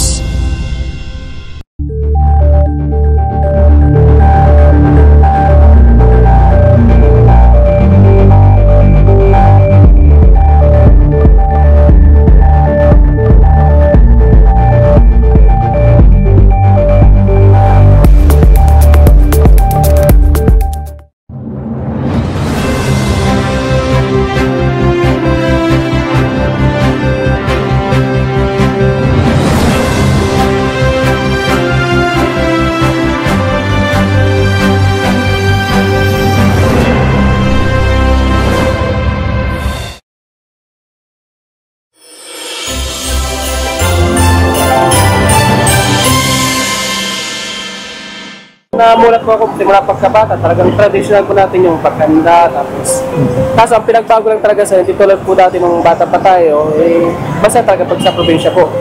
Sa ngayon sir, hindi na po maharap sa gawa ng trabaho po, gising ng alas 4 madaling araw, tapos pasok po ng alas 5 para magkadating po sa duty ng alas 7. Bali, ito lang muna sir yung ano po namin ngayon, parang income po sa pagdating sa Bible po. Huwag mo kakalimutan, kasi nandiyan yung pagmamahalan, pagbibigayan, na kumbaga Pilipinas. Standby na Sherwin Alparo, meron na siya nahuli pero si Marikina Mayor Marcy Teodoro, politiko ang sinisisi sa kanya pong kanselasyon ng kandidatura bilang kongresista. Detalye mula kay Edniel Alparo sa RH22. Edniel. political maneuvering, Kuya Angel, kung ilarawan ni Mayor Marcy Chidoro ang pagkansila ng COMELEC First Division sa kanyang kandidatura para tumakbong kinatawan ng unang distrito sa Marikina. Ayon sa alkalde, kinilala ng poll body ang paglipat ng kanyang voter registration pero katakatakang salungat na naging hatol nito sa kanyang certificate of candidacy. Gayon din nanindigan ng alkalde na matagal siyang nanirahan sa First District ng lungsod. Patunay ang kanya naging karera bilang konsyal at congressman mula sa nabanggit na representasyon. Nakatakda namang mag-aay ng motion for reconsideration ng kampo ni Mayor Marcy 5 araw mula ng pagkakatanggap niya sa kopya ng resolusyon. Lalo't hindi pa ito final and executory. Para kay Chidoro, politika ang nasa likod ng mga petisyong alisin siya sa halalan ng 2025. Nauna nang sinabi ng isa sa mga petitioner at magiging katunggali ni Chidoro na si Senator Coco Pimentel. Nagulat siya na mag-aay ng COC sa First District ng alkalde dahil napag-usapan na umano nilang tatakbo siya o ito sa ikalawang distrito. Ito si Edniel Parrosa, nag-uulat para sa DZRH. Una sa Pilipinas, una sa Pilipino. Maraming salamat, Edniel.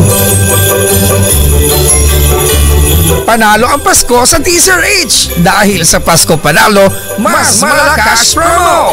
Puntahan na natin ang location ng ating roving team. Sinong maswerte? Sinong maswerteng nahuli ni Sherwin Alparo? Sherwin! Yes, good morning Kuya Angel. Ito nga nagluluto pa yung ating winner ngayong umaga. Kabindaan ha? Nasa kalsada. Kaya parang may cooking show. Tanyan, dito lang yan sa barangay. Ay, Sherwin. Oo, Kuya Angel. Litaw ang pusod, pakibaba ang t-shirt. Labas ang pusod ng winner. Ate, pangalan niyo po? Angel Jeronimo po. Tatay Angel Jeronimo kasi habang nagluluto, ang kanyang pahingay, etong kanyang cellphone. Ayun galing tatay diba? Habang ano po yung niluluto nyo ngayon at sampurado ba yan? Dinuguan po. Dinuguan. Sarap niyan Tuto na lang kulang. Yan alam mo yung naglalaban yung amoy ng asim at tamis saka ng alat. Yan yung laso ng kanyang dinuguan. Parang amoy na amoy mo na. Ayun po, lagi kayo dito kayo nagluluto. Opo. Tuwing umaga po. Tuwing umaga. Ba't po kayo dito sa kalsada nagluluto? Ba't hindi sa bahay nyo? Wala po gusto doon dito na lang po. Dito na pala sa pwesto rin. Dahil diretso ng tinda. Opo. Yan bang ating pang kabuhayan pagtitinda po? Dati nagbo-barbecue po kami, kaso ngayon yung pagod na, kaya nagpalit kami ng okay naman, Angel, dahil luto na yung minudo, at luto na rin yung pansit. Sherwin, kakain na nga problema. Ikaw ba mamimigay ng premyo o manggugutom? Nagugutom na rin kasi ako nagutom din sige na, bigyan mo na yung premyo. Ito ng 2x2. Sino ba paborito mo na sa pag-umaga? Angelo Palmones po. Si Angelo Palmones, okay, meron ka 1,000 pesos. Kaya salamat po. At siyempre meron kang grocery mula sa DZRH. Ayan ang Subena na. Maraming salamat po. At siyempre dahil nasa kalsada kayo, meron kayo DZRH umbrella. Yan para sa inyo yan. Sasama. Maraming salamat po, sir. Maraming salamat din sa patuloy ng pagtutok sa DZRH. Dahil sa DZRH kayo po ang nagpapa-number 1 sa number 1 radio station sa buong Pilipinas. RH number 6, Sherwin Batang para DZRH. Yes, Kuya Angel. Nagbigay ka na ng 1,000, lumitaw na si Madam, Ayan. Siningil ka agad, Mabilis ang amoy niyan. Hindi niya na-amoy yung dinuguan, pero na-amoy niya yung 1,000. Bigyan yung mutak. Diba? Ganyan talaga pag-premyo na pinag-usapan. Yan naman sa mga na 1,000 pesos. Lagi tumutok sa DZRH, baka kayo susunod nating winner. Number 6, Sherwin Batang para DZRH. Una sa Pilipinas. Una sa Pilipino. Maraming salamat, Sherwin. Maganda umaga, Pilipinas. Magtanim na kawayan para sa kalikasan at kabuhayan. Kuya Angel po, siya ang palawanan sa gigiwan sa inyo na isang magandang umaga. Maraming salamat sa inyong lasawang pagsubaybay, pakikinig at pangtitiwala. Ang ating quote of the day ngayong araw na ito ay mula po kay Khalil Gibran. Ang sabi niya po, generosity is giving more than you can. And pride, teka mo na, hindi pa tapos and pride is taking less than you need. Dos por dos in just a while. Umaga, Pilipinas.